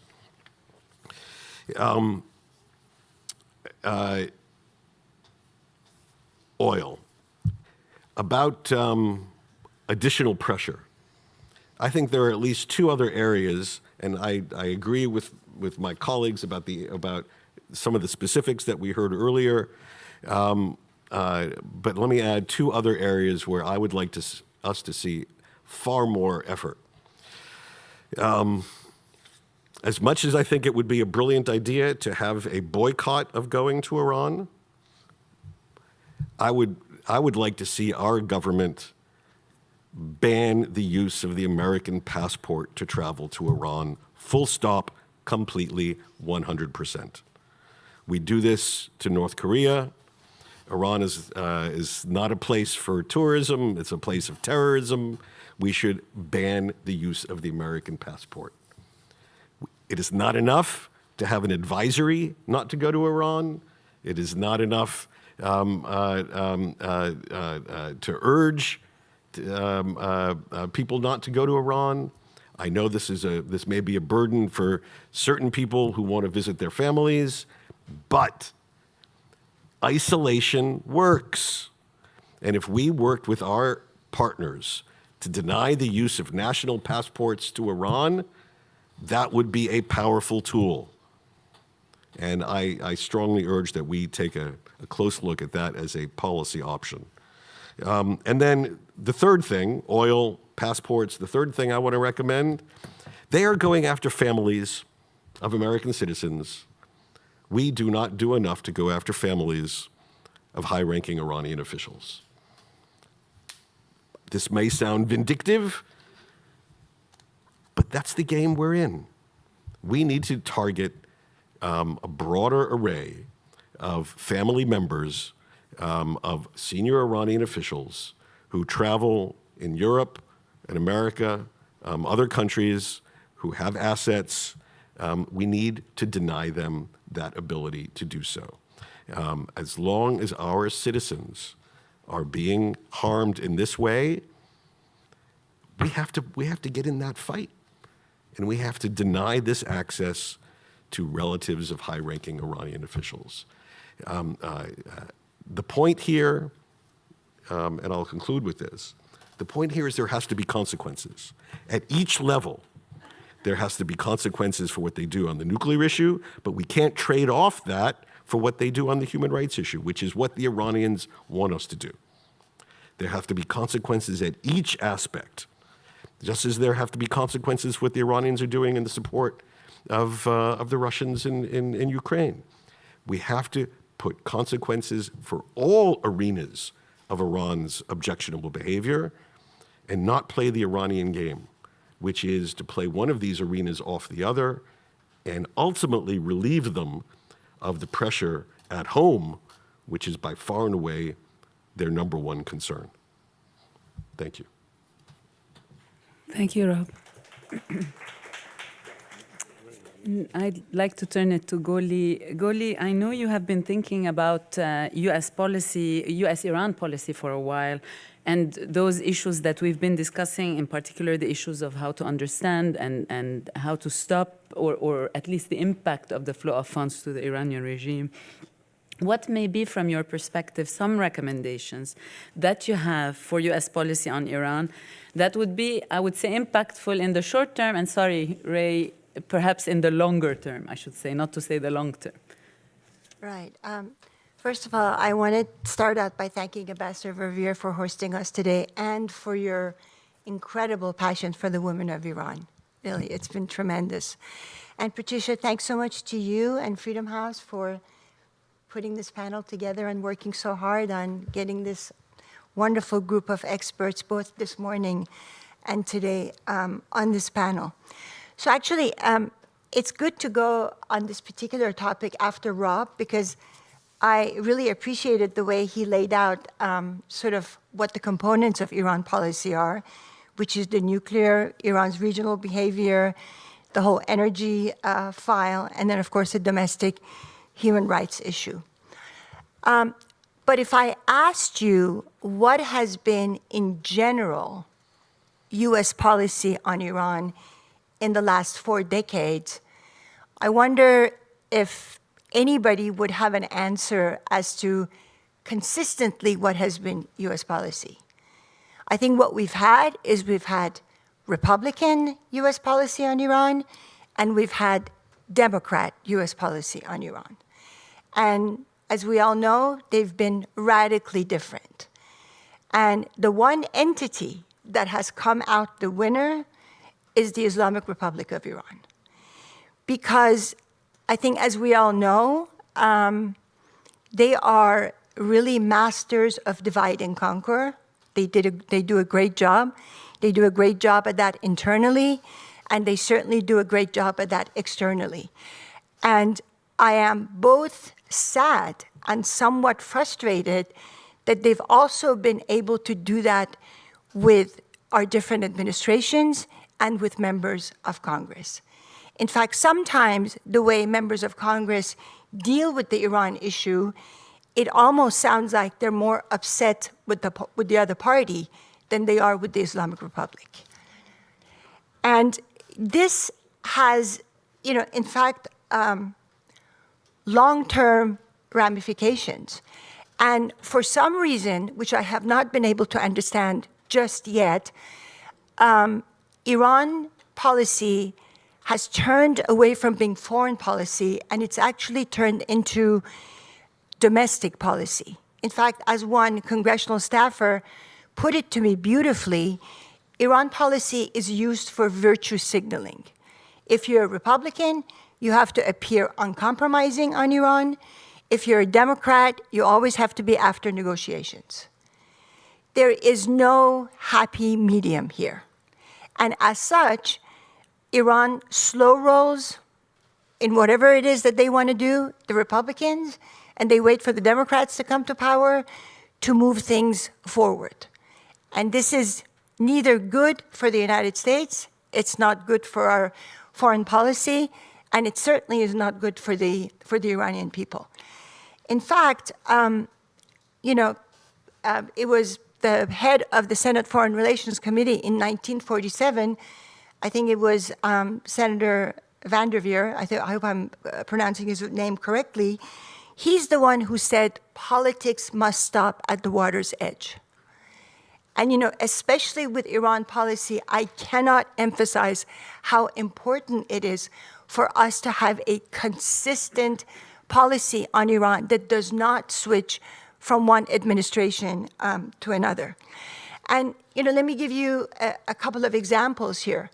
Like, for example, when the Obama administration was negotiating the JCPOA, in essence, pretty much I would say they kept Republicans out of the details of that negotiation. For, I'm sure it was for a legitimate reason. They probably felt that they could move the thing forward a lot faster if they didn't have to, provide a lot of give and take. And in response, 47, I think it was mainly Republican senators, actually write a letter to the Parliament of Iran, to the Iranian parliament, saying that if this is not a treaty that needs to be ratified for Congress, this agreement is null and void. So I'm sure a lot of people that are familiar with the Iranian mindset, sitting on this panel and sitting in the audience and listening to us, probably know this. But what is the message that was just disseminated to the Islamic Republic? The message is the United States does not have its house in order. The United States cannot agree on this incredibly important policy in front of it, and this comes across as pure and simple weakness. That's the way the Islamic Republic views this. And I really cannot emphasize how important it is that if we really are trying to get somewhere with the Islamic Republic, especially on the nuclear file, which is probably one of the most significant foreign policy issues that the United States has ever served, we need to come together as a country with regards to this policy. And I'm very aware of the fact that, unfortunately, our politics are toxic now. Partisanship is rampant. But I think this is really something that we need to come together on. And the sad thing is that pretty much both parties have the same objective in mind when it comes to Iran. I think both parties clearly care about the internal situation in Iran and human rights. I think obviously both of them don't want Iran to have access to nuclear weapons. It's just that they really have not have been able to come together on exactly how to make this happen. And I was looking up and trying to understand what are, for example, two of the most important tenets of successful negotiations. And I'm talking about negotiations between Republicans and Democrats when it comes particularly to U.S.-Iran policy. The first one was really interesting. It says you've got to focus on interests rather than positions. So I'm calling out to our Republican and Democrat lawmakers and saying we need to think about the interest of the United States. It is in the interest of the United States for Iran not to become a nuclear weapon. It's in the interest of the United States to have the Iranian people prevail. So as such, it would be really important to focus on those interests and not on these positions that unfortunately partisanship has pushed people into really holding on to very tightly. And the second is inventing options, coming up for options that are for mutual benefit. So my suggestion would be that Republicans and Democrats both use all tools of foreign policy. There's a very strong toolkit there. There is diplomacy with negotiations, preferably with consequences. There's public diplomacy, which is influencing and engaging with the Iranian audience and with the Iranian diaspora. I don't think there's been one member of the administration that has been on the Iranian media, of which there are multitudes of these days, to speak directly to the people of Iran. And whereas Mr. Raisi, who clearly does not have a very brilliant record on human rights, is showing up and speaking to this incredible organization that we call the Council of Foreign Relations. Yes. Something is wrong with that picture. Sorry, Ray.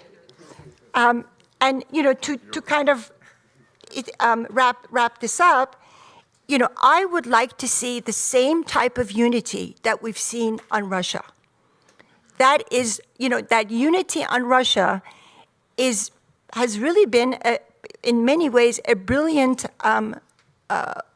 work. And one of the things that is surprising is that when you look at the way the American people feel about these two topics, Gallup has done polling on the sentiment of Americans with regard to the Iran issue since the early 2000s. Consistently, 75% of Americans are saying that Iran is a critical, the Islamic Republic, let me change that, is a critical threat. They feel like it's a critical threat to the United States. Not an important threat, but a critical threat. When we look at the polls in Ukraine, about a few months ago, 45% of Americans supported it. Now we see that it's up to 60%. But 75% of Americans view Iran as a critical threat. And I think that should send a message to members of Congress and to any administration, whether Republican or Democrat, that this is an issue that is top of mind for Americans. So I think I'm going to stop there. Thank you, Goli. We have a very short time. I have questions myself, but we will open it up to the audience and take some questions. I would just urge you to introduce yourself before you ask the question. Go ahead. Oh, sure. I'm Ali Arab. Oh. Ali Arab, Associate Professor of Statistics at Georgetown.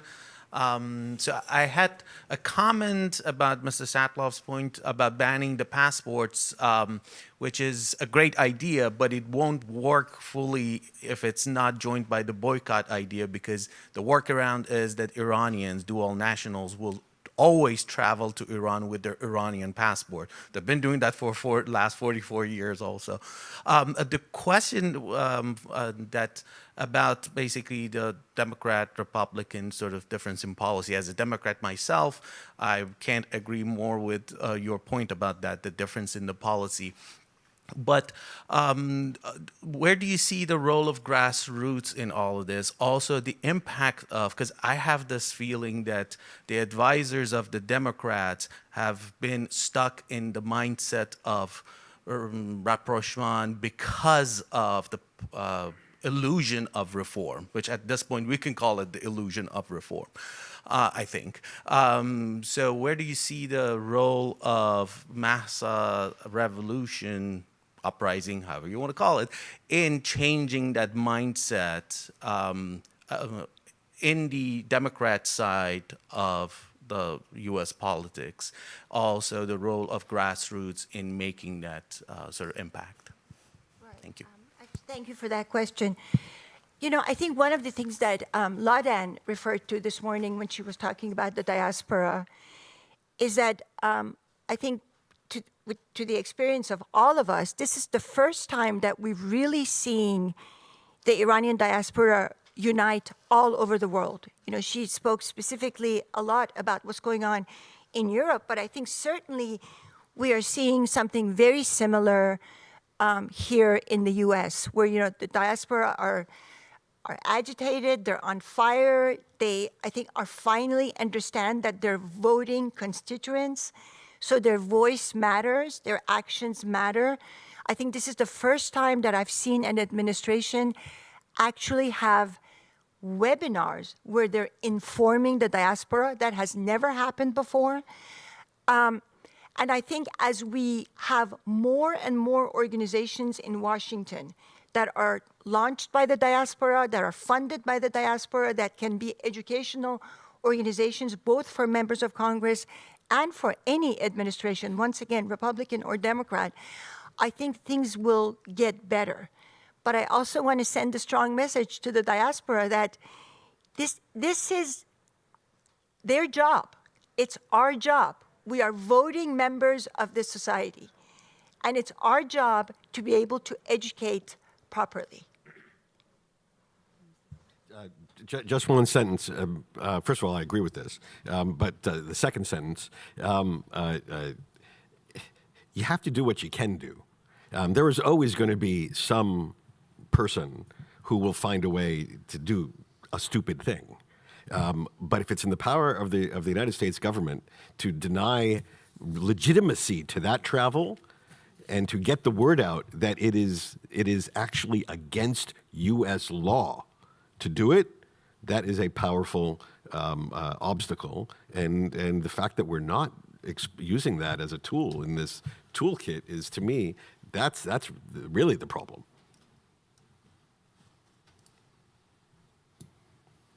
Hi, everyone. My name is Valerie Tabrash. I'm a recent graduate from the University of Maryland. And although I'm not an expert in Iran relations, I'm really interested in human rights. And so my question goes more about looking at this issue from an international perspective.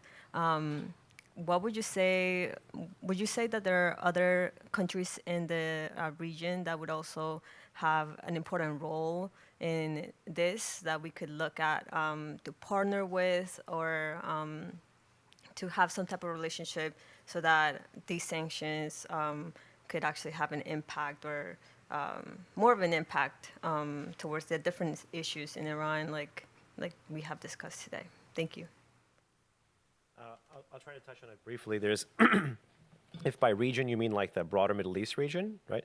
It's a very diverse bucket, so there's a couple different ways to, for lack of a better word, skin that cat. For example, during the one year since the Mahsa protest anniversary, lots of countries, and I'm not just singling out our European friends in the room, particularly countries that had large Iranian diaspora populations, were calling on their parliaments, their foreign ministries to sever or downgrade diplomatic ties with the Islamic Republic, right? Not just the traditional démarche, not just a tweet from a member of parliament, but to actually do something substantive in the diplomatic space, even if only for a limited period of time, right? That call became exceptionally hard and had cold water poured on it when countries in the region, traditional U.S. partners, traditional proponents of pressure against the Islamic Republic, countries who live on the front line of the foreign and security policy threat against the Islamic Republic, ended up opening embassies with Iran. Countries like the UAE, which were hedging on U.S. sanctions towards Iran. Countries like Saudi Arabia, which, for whatever reason with the U.S. drama with Saudi, now the Saudis, at least politically, they may not be giving the Iranians much, but they're giving them that cover of legitimacy. So friends in Europe can say, if the countries that live on the front lines of the threat are moving closer to Tehran as they're giving drones, as they're repressing their own population, as they're increasing their nuclear program, and they're building diplomatic ties, what do you want us to do? They're the ones rehabbing Iran's sole state partner in the Middle East, which is the Assad regime in Syria. They're the ones doing all of this. So why would you want us, who live geographically further away, to move to the right of them? So, my one kind of cautionary note for a lot of the countries in the region is step number one, do no harm. I think some of these things are just kind of political own goals for the pressure and the pushback against the Islamic Republic. And the other is, again, for sanctions enforcement, implementation, time, assets, manpower. There's a lot of countries in terms of land trade with Iraq, for example, where Iran can get significant advantages, and also other countries that remain major importers of Iranian petrochemical products, like the UAE, for example. So again, step number one, do no harm. And I think there is significant room for improvement for U.S. partners and allies in the region to step up. Dan, you had a question? Yes, I have a question. Sorry. Thank you. You mentioned going after their family. it's nice to hear that, but the United States is a country based on rule of law. How do you reconcile this with going after their family members? That's a question. Yeah, so it's not an easy thing. You need to obviously you need to try to create, you need to try to apply, for telegraphic reasons, try to apply like RICO standards, the racketeering. So the big family enterprises, according to U.S. law, Mr. A is involved in an illegal enterprise, his cousin is involved in something. You can actually create a whole linkage and get everybody who's associated with either of them are targeted. The RICO statute is actually what they're using in Georgia to go after the election effort. We have to think about the RICO approach toward powerful Iranian families that have assets abroad and the different parts of the family that might be playing even a small tangential role. We have to go after them, even if we lose in court. Even if we lose in court, the idea that we're targeting them, that we're going after them, that we're making them go through that whole process, it will be a deterrent. And losing is not the worst thing. The worst thing is not to let them know that we're after them. Super quick to that, there already are statutes that involve State Department appropriations in 2019 and 2021. I think, not to get too technical, Section 701c3 of that State Department Appropriations Act does allow for blanket visa bans against both government persons and their families engage in human rights abuses. And the next time that Appropriations Act in Congress, you can just broaden it to include families, to include oligarchs, to include entities that Rob just mentioned. That should be just an easy 10, 15-minute legislative fix. Implementing it will be harder, which is why Treasury people, U.S. government people, State Department people should begin to create, if they don't have already, databases of current and former administration officials in Iran, of these kind of broad contacts that should be shared within the Five Eyes network. Five Eyes, that intelligence sharing thing. Five Eyes needs to see 2020, for lack of a better word, on this broad Iranian threat. So you can't be denied a visa in one place and go elsewhere. And other countries that are rule of law based, like Canada, do it all the time. I mean, just recently you had the health minister, Ghazizadeh Hashemi, have to go out. And so the diaspora actually played a huge role there in actually identifying some of these individuals who had slipped through these legal cracks. So it's a full kind of court press. Thanks, Behnam. We had a very short Q&A, so I'd like to sneak, probably with the approval of our Georgetown gods here, just a few questions that I'll throw at the audience, and maybe you can use the at the panel, and you can use the opportunity to provide some closing remarks. And these questions came from the audience, and so. To Ray, probably, there's a question about how the regime is surviving and whether there's any debate internally about what next or how to deal with the opposition.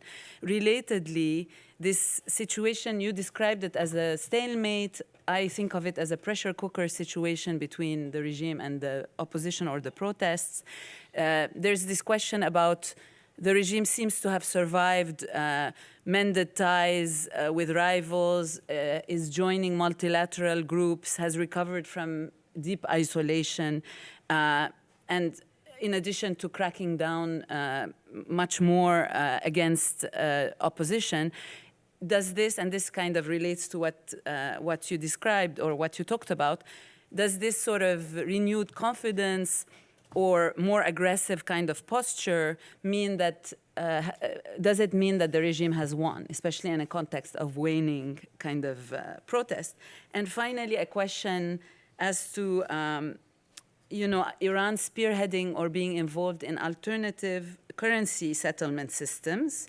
And the question is the US worried about a trend towards de-dollarization, which could really erode US leadership and control of international trade and finance? And, please, maybe we start with Ray, and maybe anybody else wants to pick up on some of these questions before we close the panel.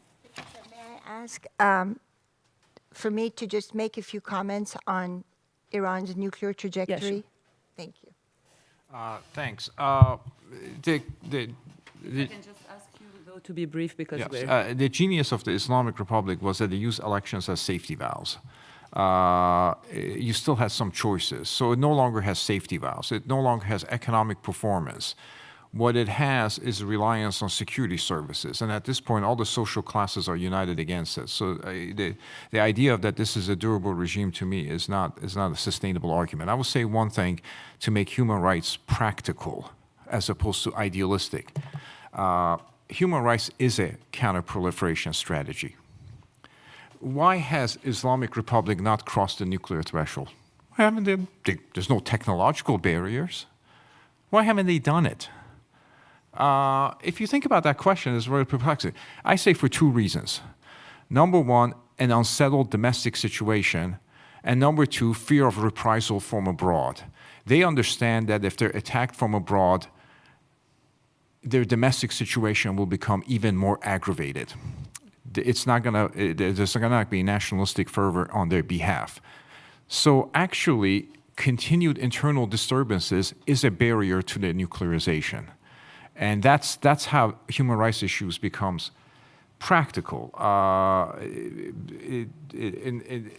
This is what people often don't understand. By the way, both those two factors are dynamic.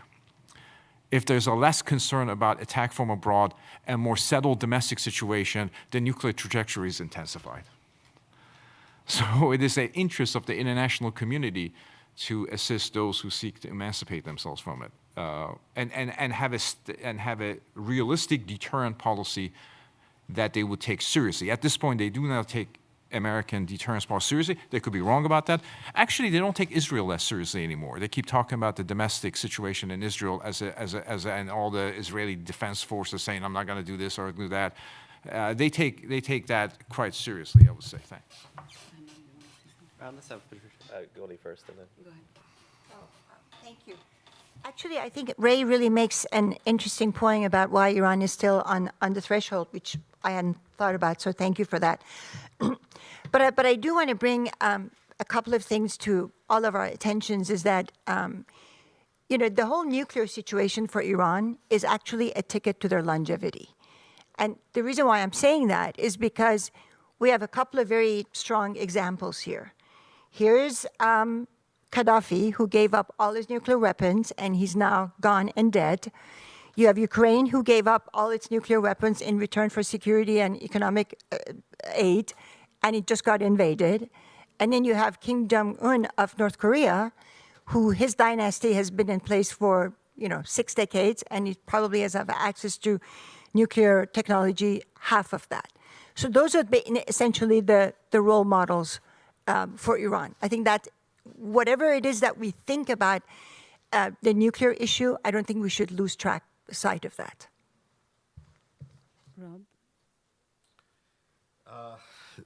Look, just to sum it up, administrations make priorities.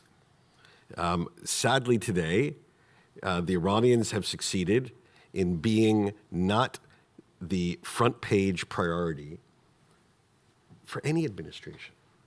Something has always been able to occupy the Situation Room and kept Iran at the level of somebody else. And this has been one of the key elements of the survival strategy of the Islamic Republic. We can't let them win that game. We let them win that game, then we'll be talking about this topic for the next 40 years. Which is not to say that necessarily what the United States does is the key determinative factor in the future of the Islamic Republic, but it matters. It matters. And so I think what you're hearing from this panel is the importance of integrating all these elements into a coherent single national policy toward dealing with the Islamic Republic and not letting them divide and conquer by separating out the different elements of that policy in how we approach this issue. Thank you. Bahna? I'll try to be brief. Strongly concur with everything everyone said. In 2009, you remember there was a line the Iranian diaspora and people who had left after the violent repression of the Green Movement were saying after about a month or so, which is that the Basij killed Michael Jackson. And they were saying it because Iran was on the news for about a month, and then Michael Jackson died, and then you didn't even hear Iran, or you didn't even hear the Green Movement, or the stolen election, or Ahmadinejad, or the Basij name on TV anymore. We can't afford to let that happen again with the Mahsa anniversary coming up this Saturday. So that's just one thing to kind of put on the back of your head. And then the other side, maybe to briefly pat ourselves on the back in the past and look to the confluence of those stars in the future. 2010 to 2012, and again, I keep picking on our European friends in the room, there actually was a confluence of forces. Iran's continued domestic repression, particularly of the Green Movement, Iran's escalation of its nuclear program to include production and stockpiling of 20% enriched uranium, and then the magnification of the terror proxy asymmetric threat. You have all of those things, again, but in spades, and there are still pulled punches. So that goes to the question of political will. If you have the same exogenous shocks and drivers, more domestic unrest, greater nuclear escalation, greater asymmetric military capabilities, why is the US and kind of transatlantic pressure not catching up to that? Again, step number one, no own goals. And to not recognize the confluence of these forces again, particularly in an era of great power competition, is the definition of an own goal. This brings our panel to a close. I really want to thank this distinguished panel of speakers for their thoughtful remarks, and thank the audience for their engagement, and of course, Ambassador Verveer and Georgetown for hosting us today. Thank you.